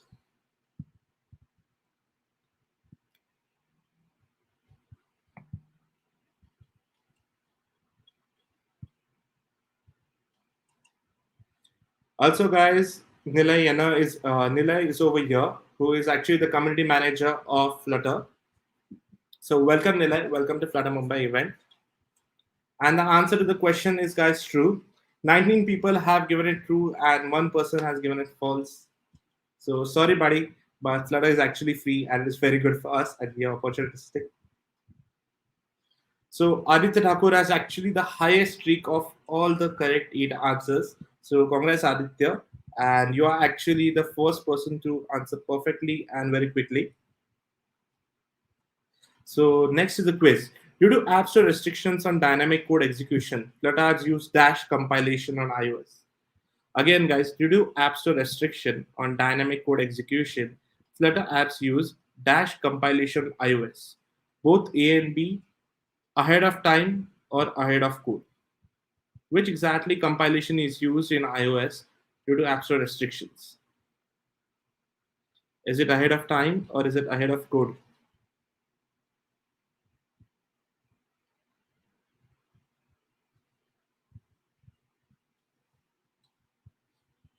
So it is actually ahead of time. It is not ahead of code.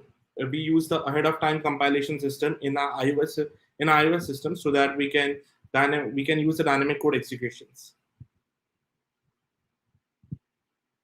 Well, unfortunately, this time Aditya has gone down, and we have Kuram and Rohan on the first two, and Aditya is on third.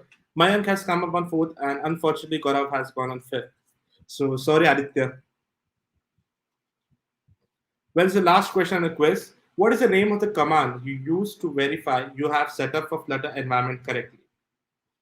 Come on, guys. This is the first command that we run when we install Flutter. Is it Flutter Surgeon, Flutter Doctor, Flutter Run, or Dart Export?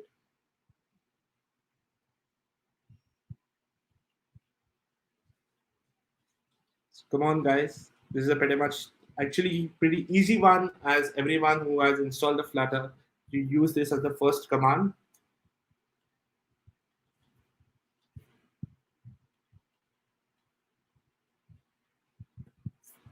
So it is actually Flutter Doctor. Some has run as Flutter Run.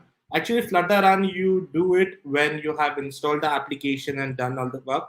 The Flutter Doctor is the first one to check whether Flutter has been installed properly or not. It has used the Android, or what do you call the Android permissions, iOS, connected device, and everything. So Flutter Doctor is the first command that you run after you install and check your setup completely. So now for the podium and for the winners.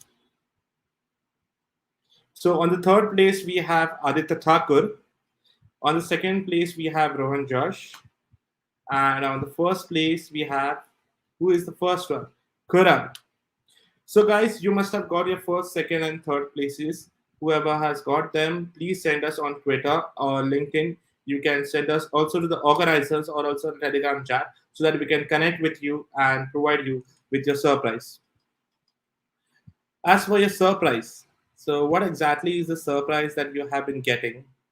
We have noted it down. So just give me a second for your surprises.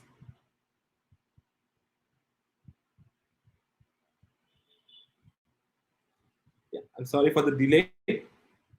Yeah, so the first prize, like the first prize who has got the Kuram. So Kuram is going to get a Flutter t-shirt and 2 stickers.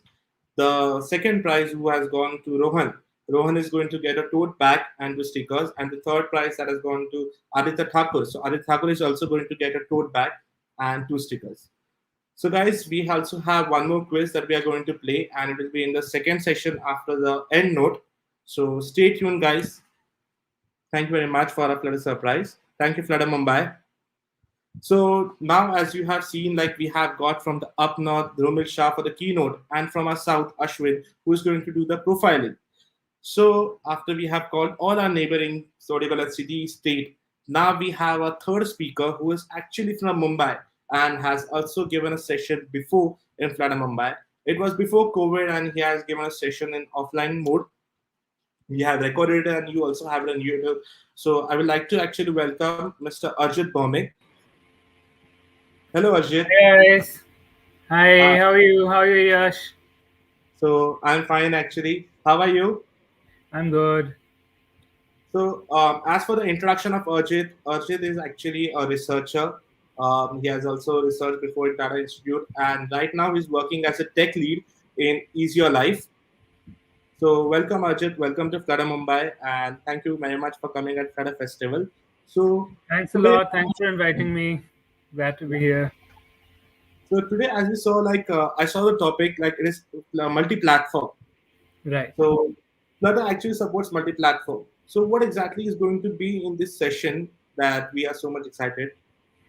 Right. So I'm going to talk about multi-platform. There was some discussion regarding multi-platform, some discussion regarding what Flutter can do, how Flutter has been expanding. There's a lot of optimistic talk. I'd be adding a little bit of a pessimistic side to it, showing you how you can use Flutter properly and when you should actually not use Flutter, right? What are all the options available? What does multi-platform even mean, right? There's a lot to learn. As the previous speaker mentioned, that Pooja Bhaumik in one of her talks said that it's better if we know native side coding, right? And there's some other people who also commented that, and obviously that is going to be required, and we'll get more into that in the talk, right? Perfect, perfect. That's actually great. So welcome, and now the screen is complete. Screen is completely yours, and I'll be signing off. So welcome to Flutter Mumbai. Cool. Right. Right, so today's talk is on multi-platform development. Now, Flutter is not the first multi-platform development solution out there. We've had them from a long time back, right? Most of the code that we run can run everywhere, right? All you need to do is compile it, right? There is something that happens between compiling your application and actually seeing the output of it, right? And that depends on several factors, right? And that is what leads to multi-platform. Depending how that implementation is, you get different platforms, right? Let's take a recap at what Flutter is. Well, according to Google, Flutter is an open source framework, and it's built by Google. It initially started as a research project, as an intern project, and eventually it got built out into a very large project and a large scale project, right? So the idea is it can build beautiful interfaces. You can do anything you want regarding design. It allows designers to go crazy, right? If you use Android or any other platform, then you're limited as to what the native interface provides you. But with Flutter, you have full control, so that's why you can make it beautiful, right? But that comes at a cost, right? Not everyone can make beautiful interfaces from scratch, right? If we are a developer, let's say, right, and we don't have any experience in design, we might actually not even know what a beautiful app actually is, right? It's very contextual, right? What beauty is and what app would be considered beautiful for your particular users. A different set of users might not find that beautiful, right? So that requires design experience, right? So that's why the asterisk, right? It also says that it provides a single code base, right? The thing with platforms is that there's a lot of difference between the platforms, right? There are some similarities, and that's where frameworks like Flutter and others can help, right? But it may not always be a good idea to go for a single code base, right? I'll elaborate more on it later, right? Next, we have natively combined, right? What does natively compiled mean? What does the word native mean? If you consider programming languages, you can compile them anywhere, right? Mostly. If that's the case, then everything should run natively, right? Why do we need to specify that this is natively compiled, right? What does it even mean, right? We'll take a look at that, right? So yeah, that's just a recap of Flutter. It sounds really beautiful, and I have had a great experience working with Flutter. The developer experience in Flutter is amazing, right? And the pace of growth is also really good, right? But there are some pitfalls that we need to know about to make sure we can build the best apps out there, right? Cool. So I mentioned a little bit about the pessimistic side. So I guess this image kind of summarizes that, right? When we start learning Flutter, we can start building apps in just a few hours, right? You can integrate any kind of plugins you want, and quickly you just have a database, you have authentication, you have everything, right? Within a day, right? It's amazing, right? But all of this functionality, all of this benefit is coming at a cost. There's a lot of things happening behind your back that you're not really aware of, right? That's making this work across all of these platforms, right? And that's where we get limited, right? After a point of time, as a Flutter developer, as a Dart developer, we are limited in terms of what we can do, right? For example, let's say we want to add VR capabilities into an application, right? If at that time there is no VR plugin, what do? Well, we've got to build it ourselves, right? We'll have to build it for all the platforms to make it work properly across all the platforms, right? And now we're suddenly exposed to, kind of like the dark side of Flutter, which a lot of repository and package maintainers out there take care of for us, right? But if we find a feature that we want to work, and it's not in a package, we're stuck, right? That's why there's kind of like a ceiling that we hit, right? After a while, if we are not familiar with the native side, we can't grow as Flutter developers, right? So yeah, this summarizes that. Let's go ahead. So what does a platform mean, right? Now I mentioned that code can run anywhere, right? Code is not the problem, right? It gets compiled to some kind of binary format or some kind of intermediate format, right? Which can also run almost in a lot of places, right? So your binary would get compiled into something that your machine can understand, right? So if you compile for that machine, it should run for that machine, right? If let's say you use let's say C++, right? And then you compile your file, you get some executable. If you compile it for Windows, you get a different executable. For Linux, you get different executable, and so on, right? The executable is different because the hardware is different, right? One of the hardest distinctions for platforms is the hardware itself, right? There are ARM-based platforms. There are other open source RISC, which is a reduced instruction set computer. So ARM and reduced instruction set, they have simpler processors, but there's a lot of processor features they don't support. So that's why the binaries compiled for a more complicated processor like an Intel or an AMD might not work in ARM or RISC, right? And Apple has recently taken the ARM platform forward to crazy heights, right? They've integrated almost all of the things that we see on a normal motherboard onto a single chip, right? An SoC. This is normally seen in the mobile realm. Now we have those SoCs being capable enough to handle desktop hardware or desktop software, right? So that's a hardware architecture, right? If you build an app for Intel, right, it will not run natively on M1. You will have to recompile it, right? Now that shouldn't be a big deal, right? Or that's just they just ask for a recompile, right? Well, if we were only working with our code, it would actually not be a big deal. We would just have to recompile. But often we have to work with other people's code, right? We have to work with libraries, all kinds of things, right? And under such situations, it becomes hard to manage dependencies. Your dependency might work in one environment, one platform, one hardware, but might not somewhere else, right? So managing that becomes difficult, and that's where we get the divide between platforms in terms of hardware. In terms of software, the operating system, the barrier is because it's not just the basic input-output that a program does, right? There's a lot of different things. There's sound, there's user input, notifications, all kinds of stuff, right? That a typical application has to take care of, right? And how does it do that? Well, it contacts the OS to handle all of that stuff, right?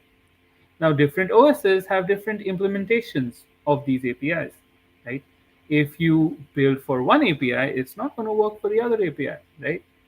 And that's why, depending on which OS you're working with, you're going to have different platforms. You're going to get barriers if you want to switch from one OS to another OS, even though ideally the code should work equivalent in both cases.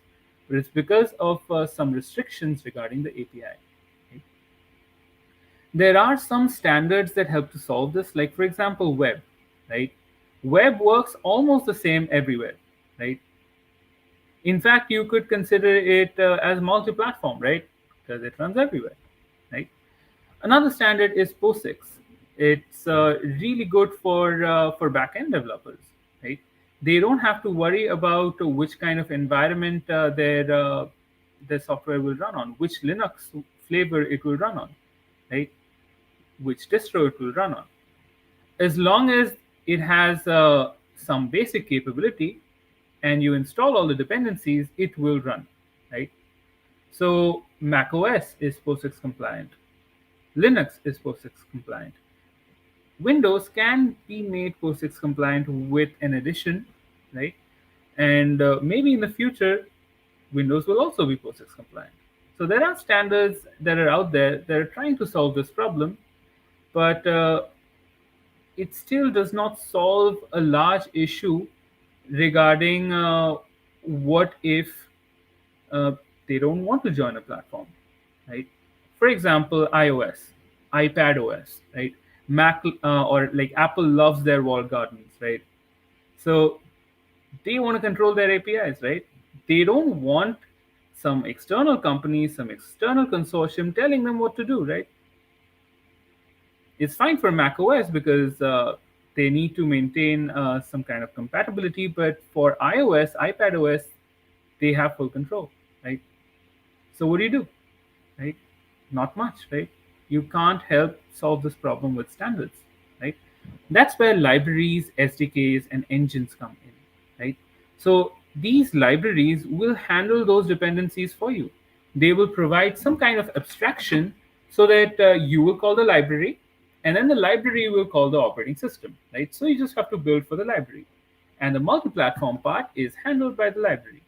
One very popular library on the desktop is Qt or Qt, right? On Python side, there's a nice one called Kiwi, right? Kiwi also does multi-platform, just like Flutter, right? Then there's obviously Flutter, right? Others have talked a lot about how amazing Flutter is, so I'm going to skip ahead, right? There's also a few others. Unreal and Unity are engines, they're graphic engines. They work at a very low level and almost directly talk to the GPU, right? Flutter is actually kind of similar to these. Flutter has an engine, right? It has a Skia engine which runs on a C++, right? On a C++ platform, right? And that way, Flutter is kind of similar to Unreal and Unity, right? But like these other cross-platform libraries out there, Flutter provides a lot of APIs and SDK support to do a lot of different things, right? That's why Flutter is so amazing. Yeah, cool. So platforms are a problem. It's caused because of certain restrictions regarding abstractions of API or hardware interfaces, right? How do we get rid of them? We can try making standards, or if standards don't work, we can introduce another abstraction through the use of libraries, SDKs, or engines. Cool. Right. Um, let's see, do we have any questions? Any questions up till now regarding what platforms are, right? Because it's pretty important to know what a platform is before we can talk about multi-platform, right? Any questions up till now? You can write in your comments. Okay. Right. In that case, let's continue. Right. There'll be a question answer session at the end as well. Right. So what are the options? Right. There are a lot of options. Right. For example, there is JavaScript. JavaScript runs everywhere, right? JavaScript is related to the web, and it can run anywhere.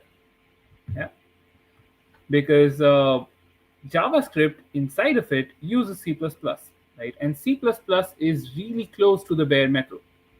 And since C++ can run anywhere, Python, which is built on C++, JavaScript, which is built on C++, also runs everywhere, right? While the code runs everywhere, it's very difficult to get the UI or the application to run everywhere. So that's why we have certain platforms. For example, Electron.js. What Electron.js does, it kind of encapsulates an entire browser, and you basically run a web app inside a wrapper, right? And that gets packaged as an application. There are a lot of things that we don't need from the browser if we're just making an app, right? Browsers have a lot of features nowadays, right? If you want to customize what features you're gonna get in your app and build on the basis of that, there are libraries like React or React Native or Ionic, right? There's even an option to directly use Node.js, right? Use Node.js for all of your logic, and provide some sort of a presentation layer so that you can show UI, right? So there's a lot of different options in the JavaScript world, right? There's a lot of multi-platform options, right? React Native, Ionic, these work really well on mobile phones, right? Electron works well on the desktop. React Native also works on the desktop, right? On Python side, we have PyQt, we have Kiwi, we have Beware, WX Python. We have a lot of them, right? Out of these, the middle two, Kiwi and Beware, also help us make mobile applications, right? Next, we have Kotlin. Now, Kotlin has this thing called Kotlin MultiPlatform, right? That allows Kotlin to run on the desktop like normal, but it can also run on anywhere that a JVM can, including mobile operating systems, right? It can also compile to JavaScript, right, and therefore run on the web. So with Kotlin, there's an option of doing multi-platform. As I mentioned before, there's just too many options out there for doing multi-platform, right? But if you look at the developer experience of all of these, it's not very consistent, right? Some of them are actually really good. For example, Kiwi has a really good abstraction, right? But Flutter kind of wins hands down in terms of the quality of the abstractions, the availability of the documentation, and basically the team behind it, right? If you want to learn any of these, it's a much steeper learning curve compared to Flutter, right? But there are options. Okay, cool. Right. So let's talk about the platforms. I added some animations over here. Looks like animations are not running, so sorry about that. Somebody asked, Quad asked, Kotlin multi-platform versus Flutter cross-platform, right? Well, in some ways they are similar, but the difference is what's happening with Kotlin is that Kotlin runs on something known as a JVM, right? So if you have something like Java or Java-based language, it runs on a virtual machine called the Java virtual machine, right? If you can run a Java virtual machine and then you can get some code which is compatible with Java virtual machine, then you can run your app, right? So all you need to do is make your Java virtual machine work properly in different kinds of situations and provide APIs, right? And that is what Kotlin intends to do. Flutter has a completely different approach in trying to do that, right? Which we'll talk about in some time, right? I believe also our first speaker has told some details regarding how Flutter actually works, right?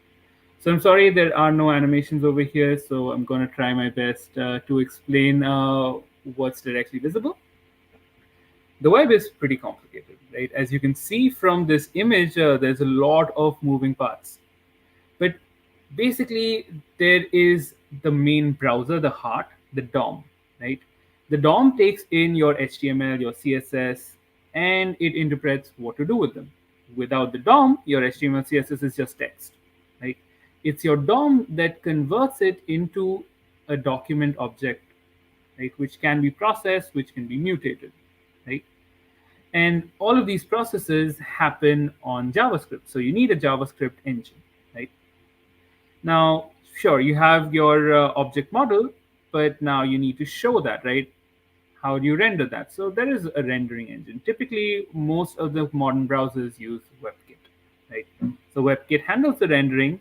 The browser or the DOM handles the data, right?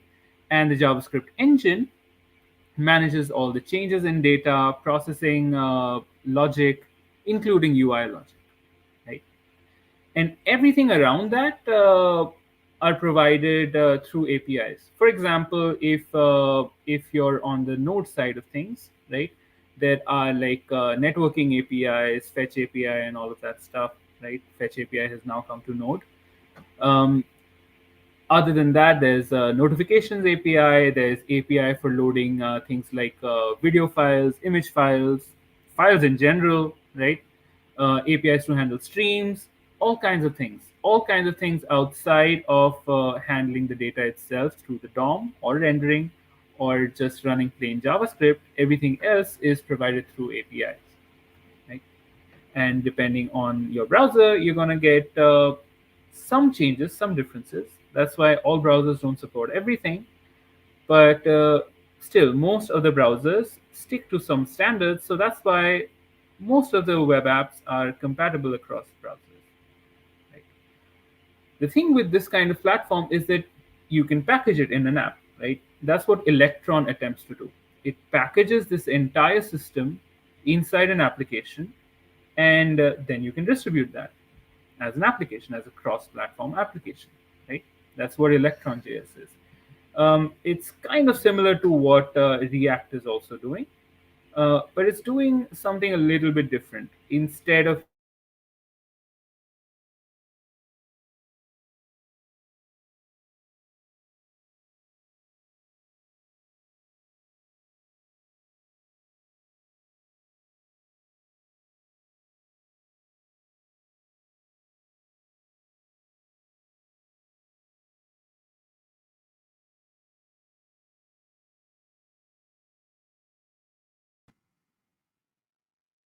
using Yeah. So sorry, guys. I think so there is a bit network issue from Ajit's side, due to which his team has been hanged.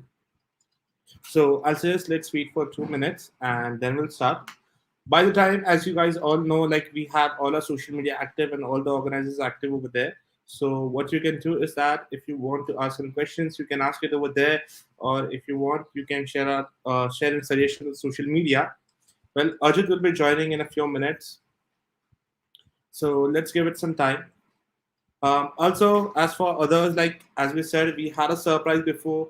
The very much similar kind of surprise is also going to be released now after 30 minutes. So 30 minutes for a surprise, guys. Be ready with your phones. I'll suggest that. Well, we have our Ajit back. So hi Ajit. Hi, sorry, looks like there was some device issue on my side. And right, let me just reshare. Sorry about that. Sure, sure. No issues. No issues. Right. So let me just skip ahead to the web. Right. As I was mentioning, we can package this into an application, but there's a lot of things that we don't need. So there are some optimizations we can do there. Right. It can also be added to an application. Right. So let's say you have some C++ code. Right. You can add something similar to a browser to handle the UI part of that. All the logic happens in C++ or whichever language you want, and then the UI part is done by technologies from the web. Right? So web can be used for cross-platform. Right? We'll see how this kind of technology is used in a moment. Right? Next, we have Apple. I'm sorry, this slide is a little bit heavy. This had animations which are not visible. So, Apple is an amazing company. It's one of the biggest companies. I think it is the biggest company currently. It has a lot of products. It has a lot of platforms within itself, right? Initially, it had a lot of fragmentation, right? Now, what they're doing is they're combining all of their APIs, SDKs, UI platforms into one, which they call Swift UI, right? What Swift UI uses is, if you look at the top right, there is a view which gets rendered. The user interacts with this view, which creates an action. And this action mutates the state, and then there's a view update, right? This is kind of similar to state management that we've seen in React or Flutter, right? There is some view, right? And there is some data models, your state, right? And there are some things that can change the state. And that's how Swift UI works.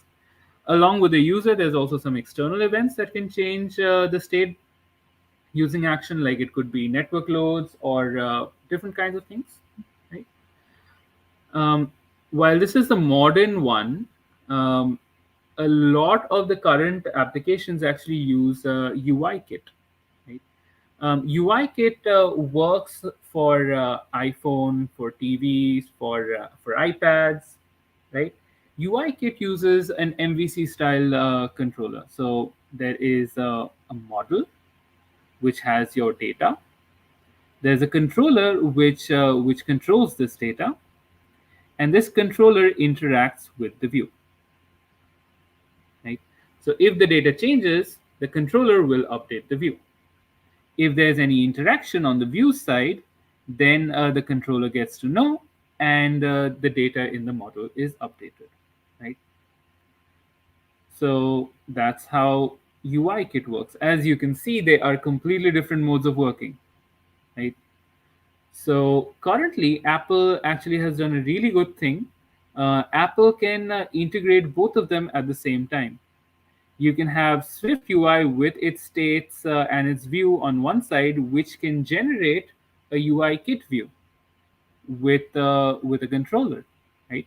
And this controller can talk to Swift UI and mutate states, right? So the controller over here in UIKit can act as this external event, right? So this has allowed Apple to actually make a really good and really streamlined way to make applications on their platforms, right? Now, all applications may not require all of these UI components that are available from Apple. For example, games, right, or anything which is graphics intensive. So for that, they have a completely different system called Metal, right? Basically, what they have is kind of like a pipeline. You get some mathematical data, and then that is converted into pixels, right? And that pixel is what is visible, right? There is a rendering pipeline. What Metal allows you to do is send commands to this pipeline to modify how it behaves, right? So there is a command buffer using which you can customize this kind of pipeline, customize the behavior. And that mostly solves all kinds of use cases. Nowadays, Apple has mostly like become almost all Metal. Since Apple Silicon, OpenGL and others are not running that well. Right? In the future, Apple will completely move to Metal. Internally, Swift UI, UIKit, they also use Metal. Right? At the end of the day, you have to do some rendering, right? And this is how Apple's platform works. As you can see, this is completely different from Flutter, right? Next is Windows, right? This is one of the most complicated ones out there, right?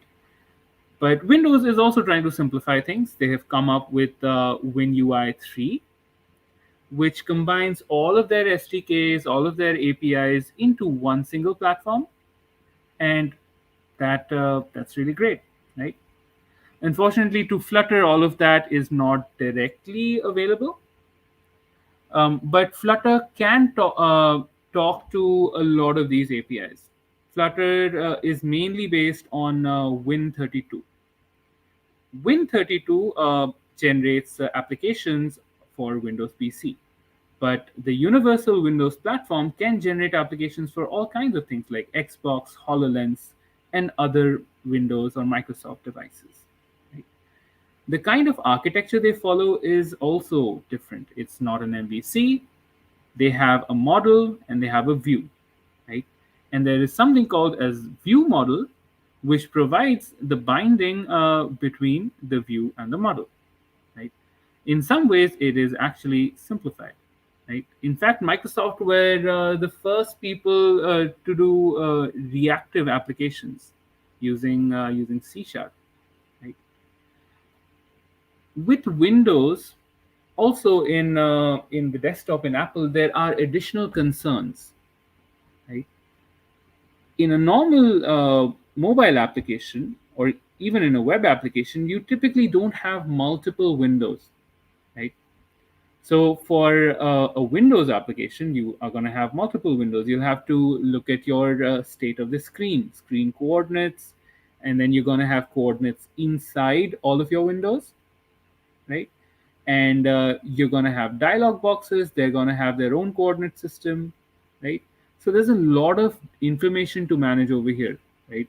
Desktop development is actually quite difficult, right?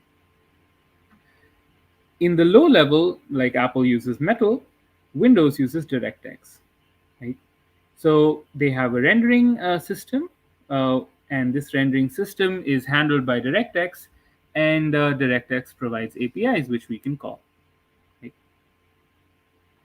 Now, Windows is a base operating system. On top of that, you have a lot of different ways to create applications. For example, there's WPF, which uses something like a presentation format. Like it uses a system which generates presentation just like HTML, CSS would do, but instead they use XML-based languages. There's Windows Forms and MFC, which are really old techniques. There's also Universal Windows Platform, which, as you can see in the first image, works across lots of devices. Right? The Windows ecosystem is not just PCs. Currently, Flutter will probably run only on Windows PCs. Right? In the future, probably on others as well. Right? Remember how I mentioned that the web can be packaged in such a way that you have UI logic written in some language, and the web handles the front end part um, that is based on that logic, the presentation part. So that is what this WWA and HTML does. Windows Universal Platform added bridging technologies, which allows it to run applications written for other kinds of platforms. So Universal Windows Platform eventually will allow for crosstalk between applications written for different APIs. Right? It's not completely there yet, and some of them have been deprecated. For example, the Android one was deprecated. So yeah, like it's a work in progress, right? But as you can see, the Windows ecosystem is really complicated, right? Sometimes you'll end up in a situation where you're developing an application, and it has a solution which is based on this kind of ecosystem. You can see how complicated it is, right? Even if you go to Stack Overflow, it's going to be really difficult to understand what's going on if you don't understand the underlying architecture and the underlying systems, right?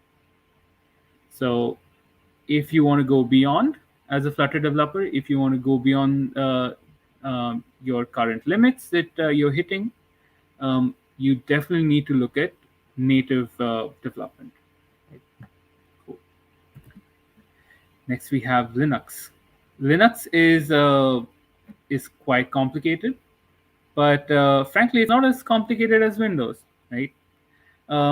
There are certain libraries which provide certain features, like glib for layout and rendering. and there's GDK, GSK that handles a lot of different APIs, Pango, which handles text, right? Using all of these different libraries, you can build your application, right? So GTK application is what Flutter builds out actually. If you use Flutter to build a Linux application, you will be building a GTK application, and you'll have all of these features available. Uh, there's also another type of framework available for Linux development, which is KF5. This is for KDE, a completely different distribution of Linux. And in KF3, instead of getting a single framework, you have a lot of different frameworks. If you look at the image on the top right, you can see at the bottom there is Qt, the C++ framework. And on top of that, you can layer on additional libraries for additional features, right? In fact, they have frameworks of frameworks, right? It's kind of complicated, but the library is pretty expansive, and it really takes care of all of your needs. So you don't really have to code too much. It's mostly integration based. Right? At the low level, Linux uses what is known as a display server.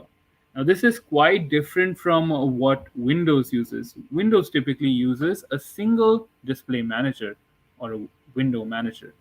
But in Linux, your application might actually be running on one computer, right? The code will be running on one computer, but the UI might be on a completely different computer, right?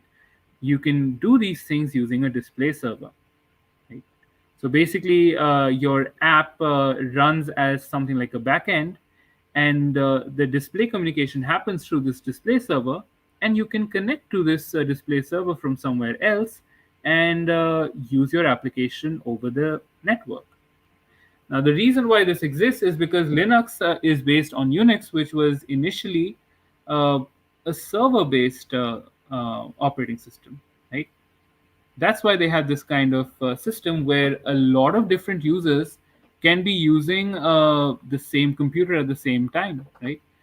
So that's why they need a server, right? And the way this works is that the server talks to a compositor, which helps the server do the layout. And there are multiple clients that talk to the server, right? Modern implementations called Wayland move away from the separate server compositor system into a single compositor plus server. So all the clients connect directly to Wayland, which itself is the display server and the compositor. And it's a lot more simpler to handle, that's why. Right? At the low level, like Metal, there is Vulkan in Linux. There's also OpenGL. Vulkan is the modern form of OpenGL, and it allows you to access the GPU directly, right? So instead of going through all your operating system APIs, you would directly talk to the GPU and draw whatever you want, right? This is really good for games and other applications that are that need to be performant. Yeah. So this is kind of like the Linux ecosystem, right? So as you can see over here, these ecosystems are quite complicated, right? And there's also the Android, right? Android is pretty large. You have so many different devices. There's Wear OS, TVs, Android Auto, Chrome OS, and so much more, right? But there's one thing I want to talk about over here. In Android, we have this thing called NDK, the Native Development Kit, right? So let's say if you develop an Android application, a Java or a Kotlin-based Android application, you would normally consider that as native, right? Because it's written for Android, right? But it's actually not native. It runs on a Java API framework, right? But below the API framework, there's the runtime and the C++ libraries. What you could do is skip Java completely and directly talk to the hardware using C++ libraries, right? And that's what NDK allows you to do, right? So let's say you have some business logic or some other logic written in C++, you can actually take it anywhere you want. Yeah? So native development is very weird, right? We say Flutter develops native applications, right? Java-based applications, but on the Android side of things, they call applications based on C++ as native applications, right? So the native word is kind of confusing. Native for a platform versus native for a hardware is different. Yeah? Cool. So what's up with Flutter? Well, Flutter can take care of all your Android needs: phone, TV, Wear OS, Chrome OS, everything. Right? For Apple, though, we don't have everything. Recently, CarPlay became available, but not all the features are available yet. Work is still ongoing. Apple Watch is completely not available from Flutter, but what you could do is you could make a native watch application and have it work with your Flutter application. Right? Support for app clip is there, but it currently does not meet the regulatory requirements from Apple's side, so you can't use it in production.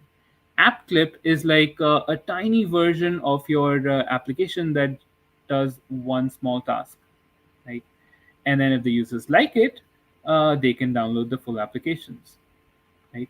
The benefit of this app clip is that it's really small and it is based on user interaction. Let's say they go to a shop and then let's say they don't have the application that is required for payments, right?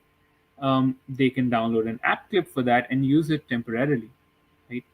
So it's a really cool feature from Apple's side, but unfortunately, it's not really good with Flutter support. Flutter does run, but it's not production ready yet. But it will be soon, right?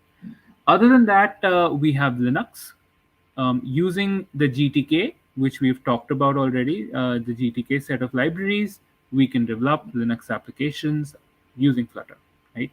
And we can package them using Snap and put them up on a store so that anybody running Linux can download and use them, right? All the dependencies will be managed and it will run perfectly. For Windows, Flutter uses a mix of Win32 and WinRT, which is the UWP platform that we talked about that works across the board for HoloLens, Xbox, and all, right? But for now, it only works on PCs. Flutter applications developed for Windows currently only work for PCs, and you can package them using MSIX, which allows you to put them up into your Microsoft Store. Right? For the web, Flutter provides two different options. Either you can have something which compiles to an HTML, CSS, JavaScript based application, or something that uses WebAssembly. Now, WebAssembly is a really awesome tool, right? So what happens is on top of JavaScript, you have some kind of compiler. Normally, when we talk about compilers, compiler compiles to machine code, right? But what if that machine was a browser, right? Then you could consider that the browser is your machine and the target code is basically JavaScript, right? So you can compile uh, Dart, C++, C Sharp, whichever language you want, into JavaScript and run that natively on the web, right? Because of this, there are a lot less restrictions on canvas-based applications, and they work as expected, and they're very similar to their mobile versions. Right? If you make a mobile application and you migrate it to web as well, right? If you use Canvas or Canvas Kit, then you don't have too much to worry about. But if you're working with HTML, then you need to make sure you do testing properly, otherwise things might break. Yeah. Now, although Linux and Mac OS are not stable yet, they're really close to being stable. And I've tested out these systems and made applications for both of them, and it seems to work. All the libraries, all the packages aren't there yet, but we'll get there soon, right? Right. Okay. So that's the multi-platform status for Flutter. Now I do have a few more slides, right? Yash, do I have some more time?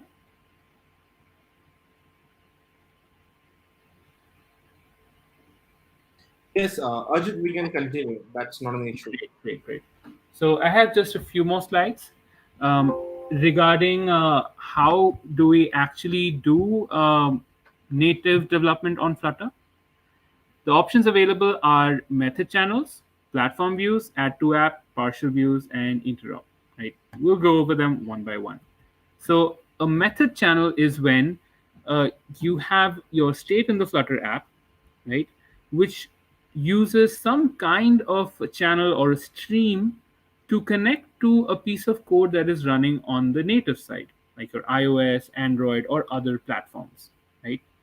And this platform code can be executed from Flutter side. So Flutter starts a method channel and sends data, right? Based on that data, the host then processes that data and runs a function, right? The result of the function is then communicated back to Flutter, right? A lot of these plugins actually use platform channels. That's how you can just get a single plugin. Like if you use a Razorplay plugin, Razorplay for Android, Razorplay for iOS is completely different, right? But for Flutter, you just have one plugin and it just works, right? The reason is the plugin handles these method channels for you. So as a Flutter developer, as an app developer, you just need to worry about the Flutter side of things, right?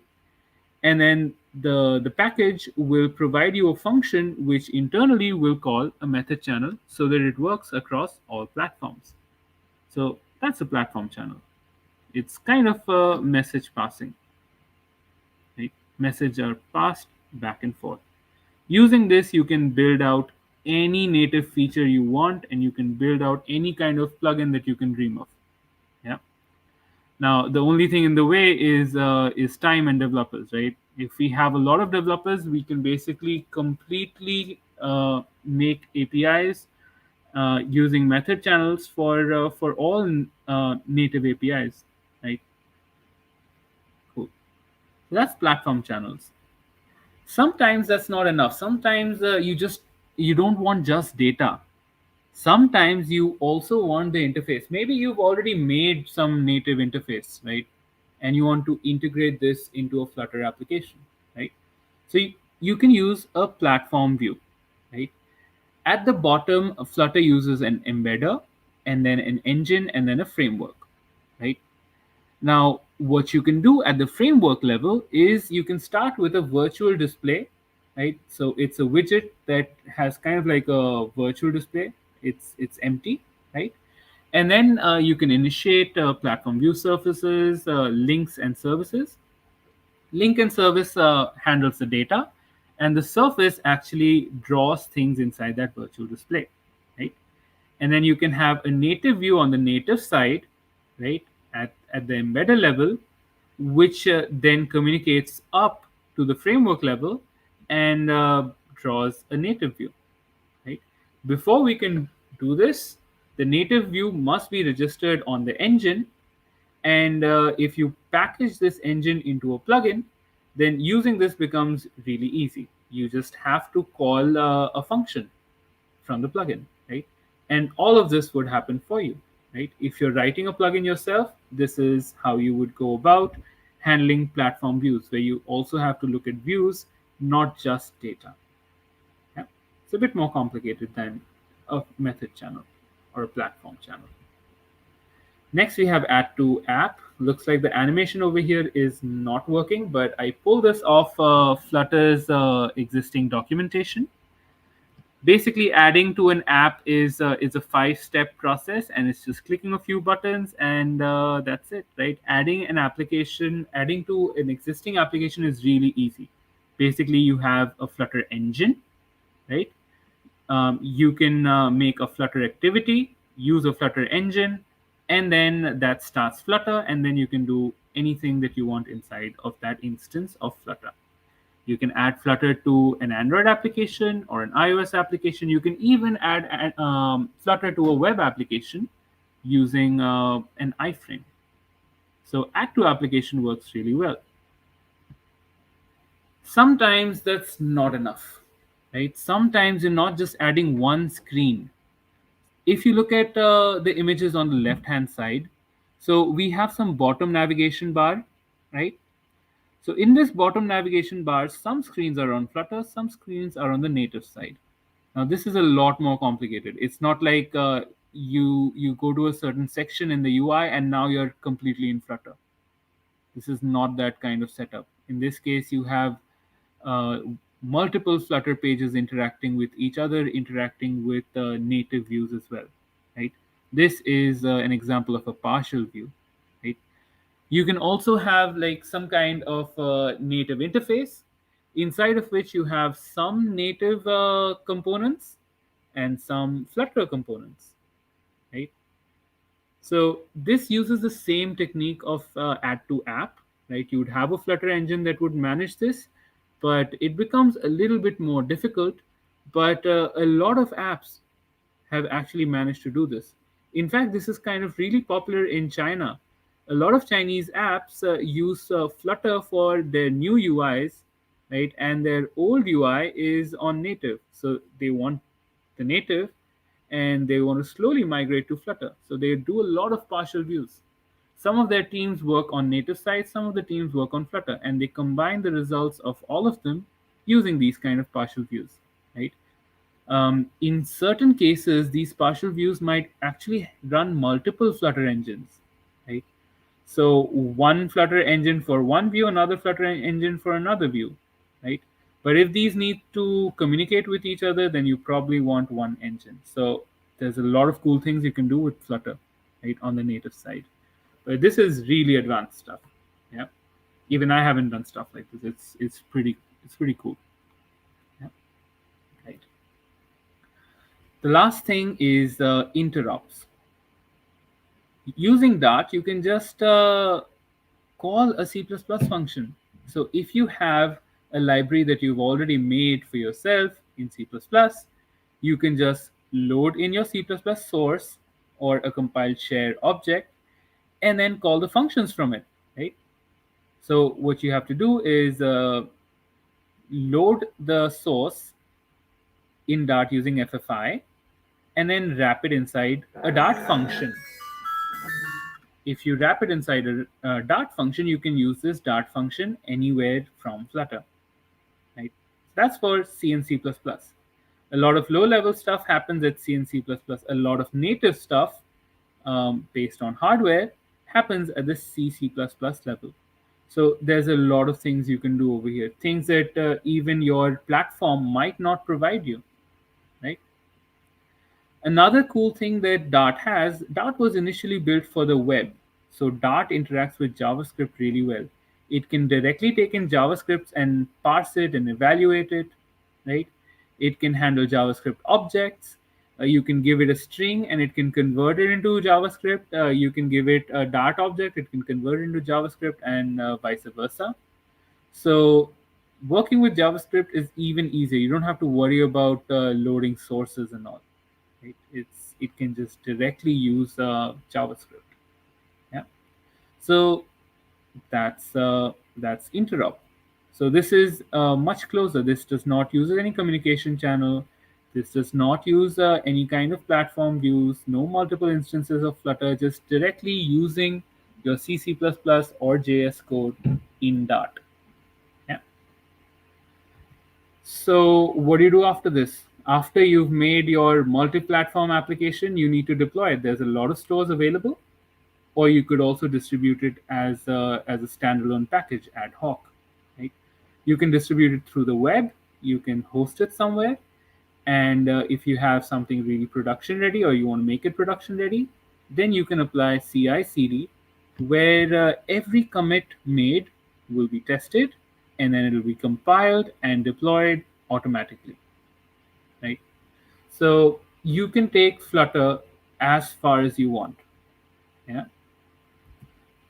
So in summary, if you have a native app, you can add Flutter to it. You can do interops or communicate using channels. You can package and deploy it. If you have a Flutter app, you can use interops or channels to work with the native side. You can even add platform views to just directly take things built on the native side and show it and use it. Right? You can also package these up and deploy them as you wish. Right? But I have a few suggestions. If we're doing multi-platform applications, there's going to be different screen sizes, different behaviors, different interaction patterns. It might not always make sense to put all of this in a single project. Right? Might actually make sense to use different Dart project, different lib folders, right? Completely different lib folders, right? In different projects.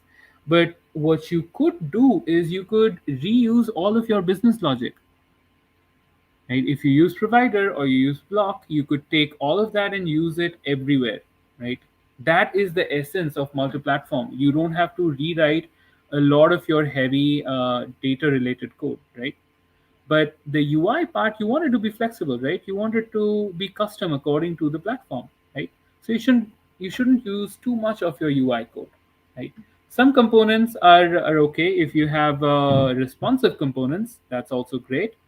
But in many cases, it might just be better to build separate projects, right? So multi-platform in Flutter is a pretty complicated thing, and if you want to understand exactly how this happens, right, how this is possible, you need to understand what's happening on the native side. You need to understand the ecosystems, understand uh, how Swift works or how GTK works to be able to work with platform channels and platform views, right? So yeah, becoming a Flutter developer is great. You get to make multi-platform apps really easily.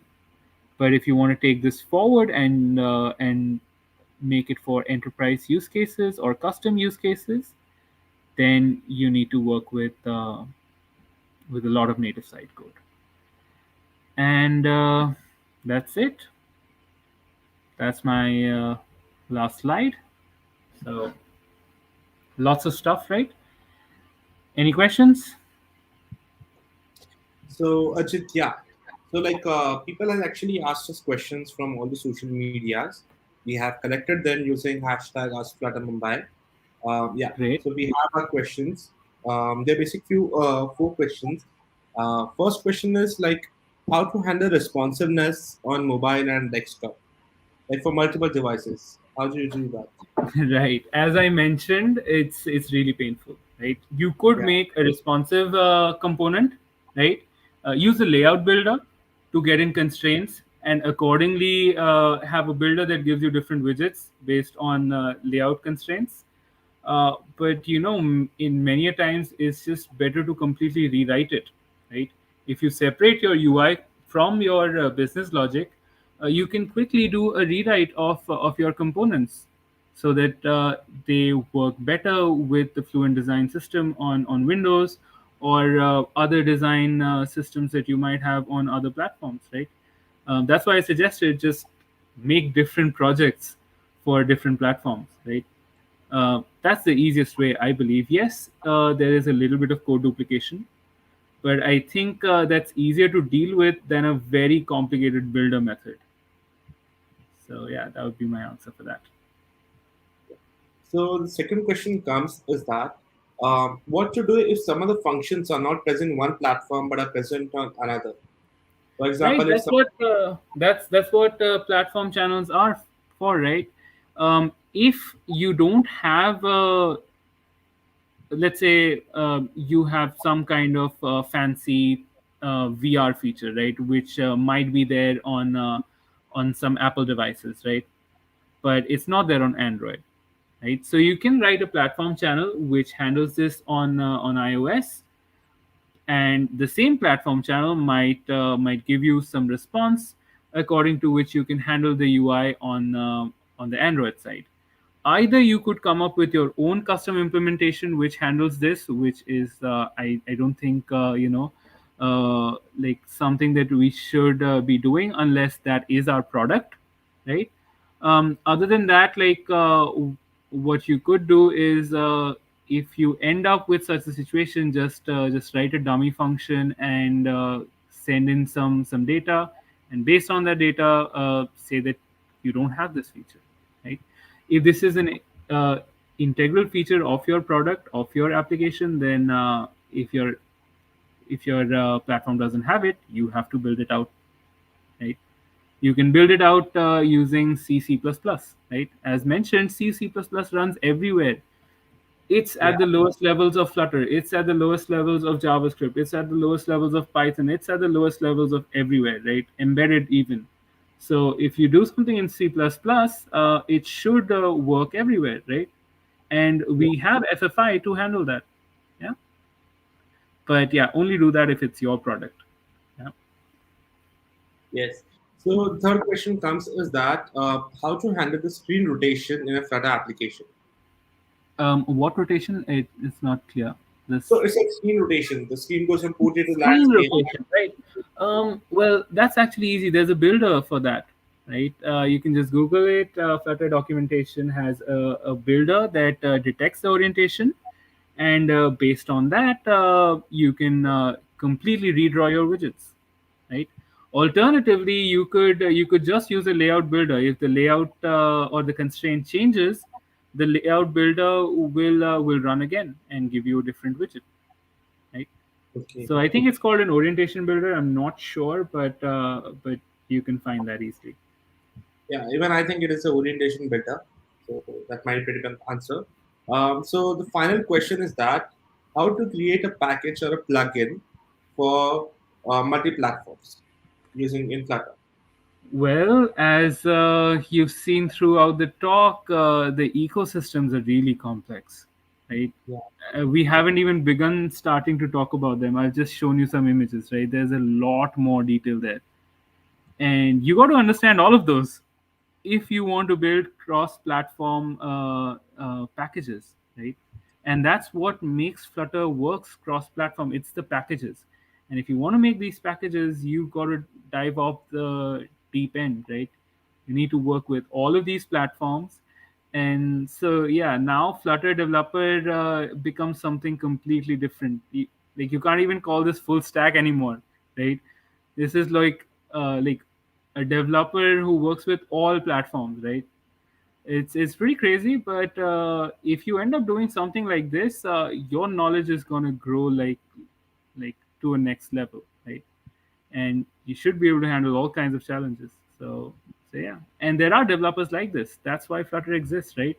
How do Yes, our packages work everywhere, right? It's because of our maintainers who actually do this on a daily basis. that's true. That's true. Actually, one of our best maintainers is I think so Remy, who works on the multiple packages for the multi-platforms. He Right. is the one who made providers. He works on that a lot. Right, so I have huge respect for package maintainers. I've worked with Flutter for a long time, but haven't had the courage to build a package of my own, mainly because of this native development, right? But I guess that might change in the near future, though. Let's see.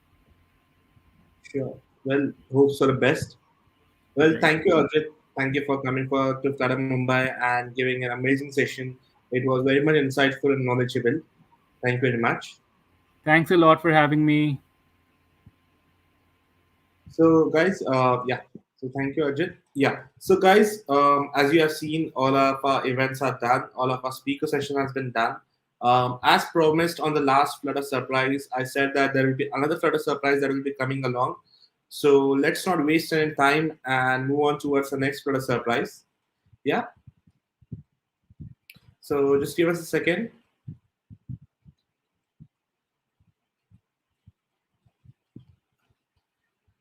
So this is the next Flutter surprise. It is again a Kahoot game. Well, you can see the screen, you can see the pin, or you can also scan the QR code. and start joining in. Let's play the Kahoot again.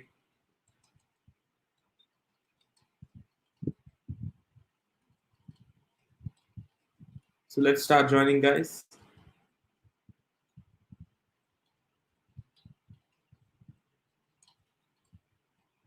So we have Gunman, GMC, Flutter King, Gupta, Srinath.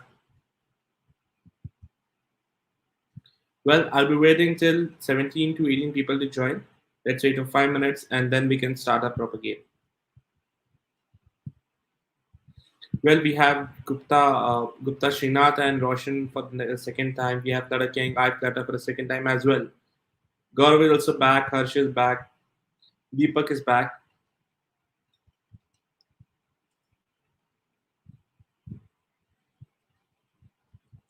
We have Sushant again.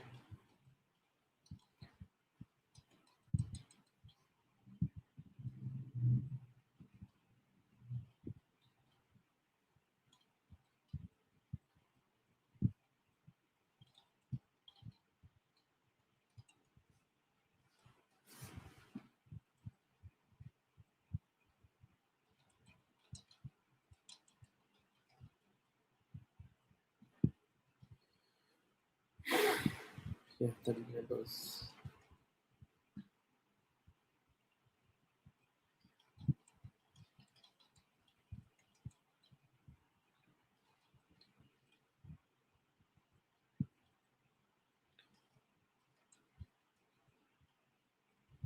So guys, we have getting 15 members. The members are actually increasing. By the time you can also check out our social medias. We have our social medias on all channels. We have Twitter, Facebook, Telegram. Most of the channels you can search for at that Mumbai Flutter, or you can directly search for Flutter Mumbai. We also have our own website named as fluttermumbai.dev, where you can join us, check out our previous events and our new events as well. We also put up our new events complete poster and a complete website, generally on our links, so you can join that. If you have any doubts, any suggestions for us for Flutter, any like new updates for Flutter, you can join our Telegram channel. On our Telegram channel, every day we try to solve at least 2 to 3 problems of our viewers and our attendees. And attendees, as I said, they ask a lot of questions. We also share knowledge. They also share new knowledge with us. So you can join us on social media channels and our Telegram as well. Well, we have 17 members until now. Let's wait for 2 minutes and then we can start the game.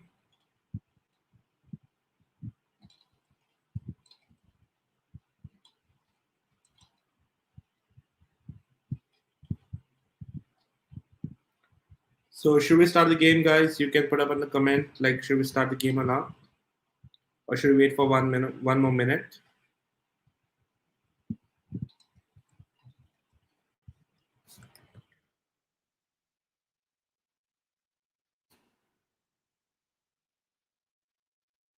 Okay, then, well, guys. So as I can see, oh, the new members are coming in. So let's just wait for 1 minute more and then we can start it.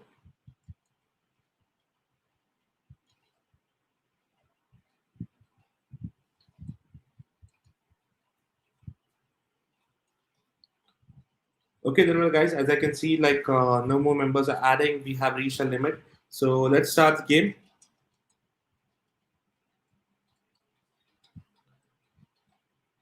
So welcome to Flutter Festival Mumbai. Start 3, 2, 1, go. So the first question is a quick quiz. What is not directly related to Flutter? Hot restart, mobile, desktop, none of the above. Which one of the option is not directly related to Flutter? We have our first answer. Only 14 seconds, guys.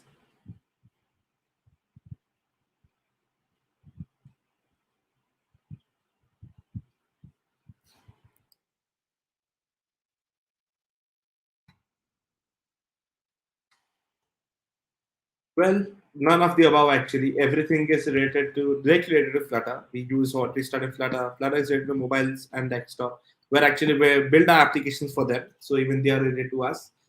So let's check out the right answer.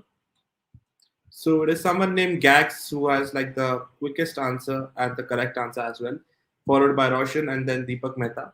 Let's check for the next question. There is also a quiz, which is not related to a variable initialization in Dart. Well, this one goes to actually the basics, the const, the super, the final, the dynamic, which is not related to variable initialization in Dart. Well, this is actually very easy answer because we use it a lot in Flutter, especially in, if I give you a hint, then in a stateful widget. So come on, guys.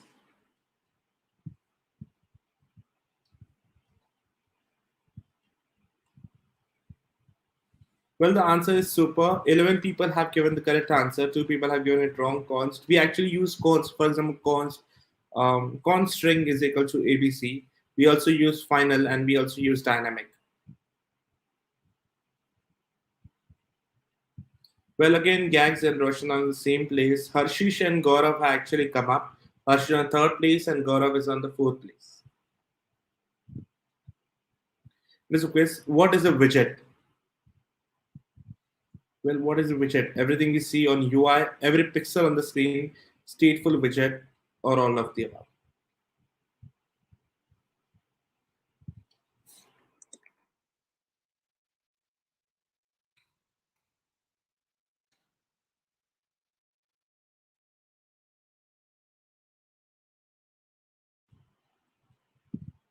We have 17 answers. Well, the correct answer is all of the above. Even every pixel on the screen is a widget. Everything you see on UI is a widget, and stateful widget itself is a widget. We have it on the answer itself. Well, Harshish has the highest streak of correctly answers. Roshan is on the top place, Gags has come on second, and Gaurav is on third. It's actually competing this time. What is the correct code for Dart where null safety is enabled? Well, guys, which one is the correct code? Well, we have a first answer.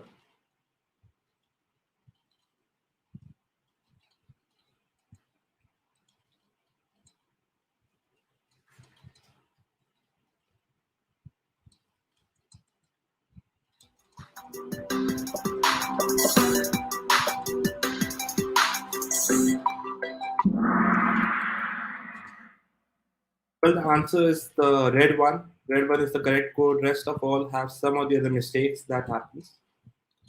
So let's check for another question. Well, Gags is on the correct first place and he has a streak of 4 correct answers in a row. What is not a widget? Last time we had what is a widget, this time it is what is not a widget. So it's navigator, material page route, material occupied in a app.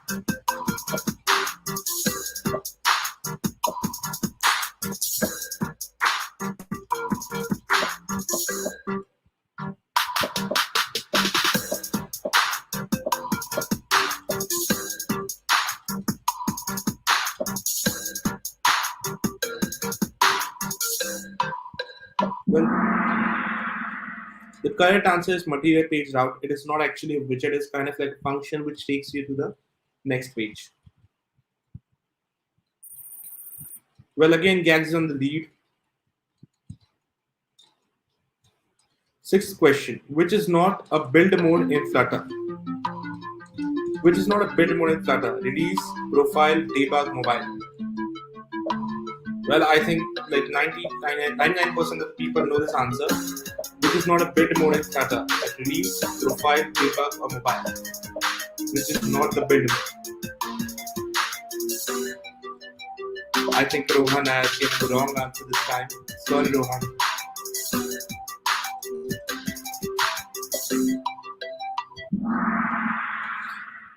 Well, the correct answer is mobile because mobile is not a build mode. We have the build modes that release, debug, and profile. Well, again, Gags on lead and the scoreboard is not changing. Come on, guys. The third last question, which is not a part of life cycle of stateful widget. Did update widget, deactivate, init, dispose. Which of these 4 what is called life cycles is not a part? Which of these 4 functions is not a part of life cycle of stateful widget?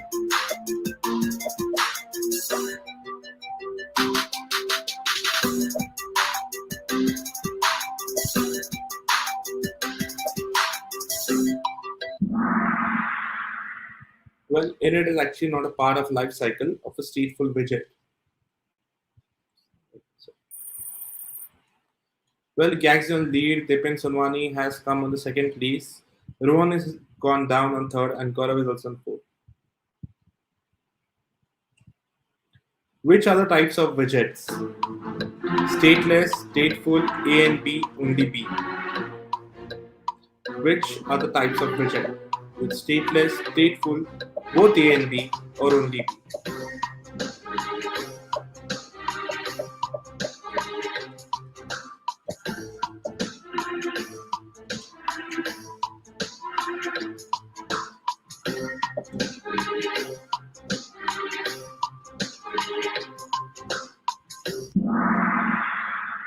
Well, both A and B, actually stateless and stateful, both are widgets.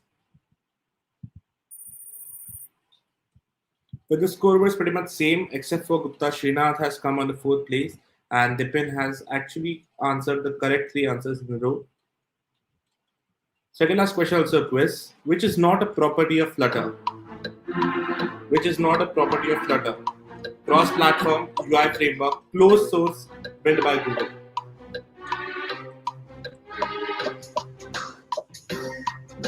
Come on, guys, it is the simplest question.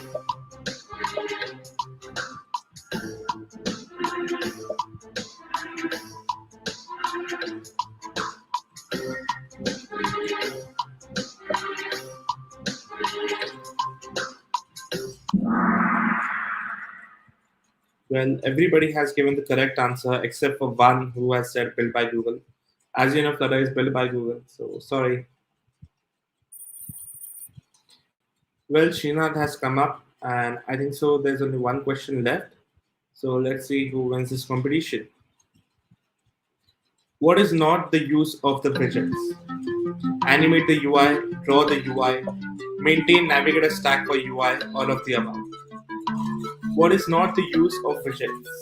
Animate the UI, draw the UI, maintain navigator stack for UI, all of the above. It is complicated, I think.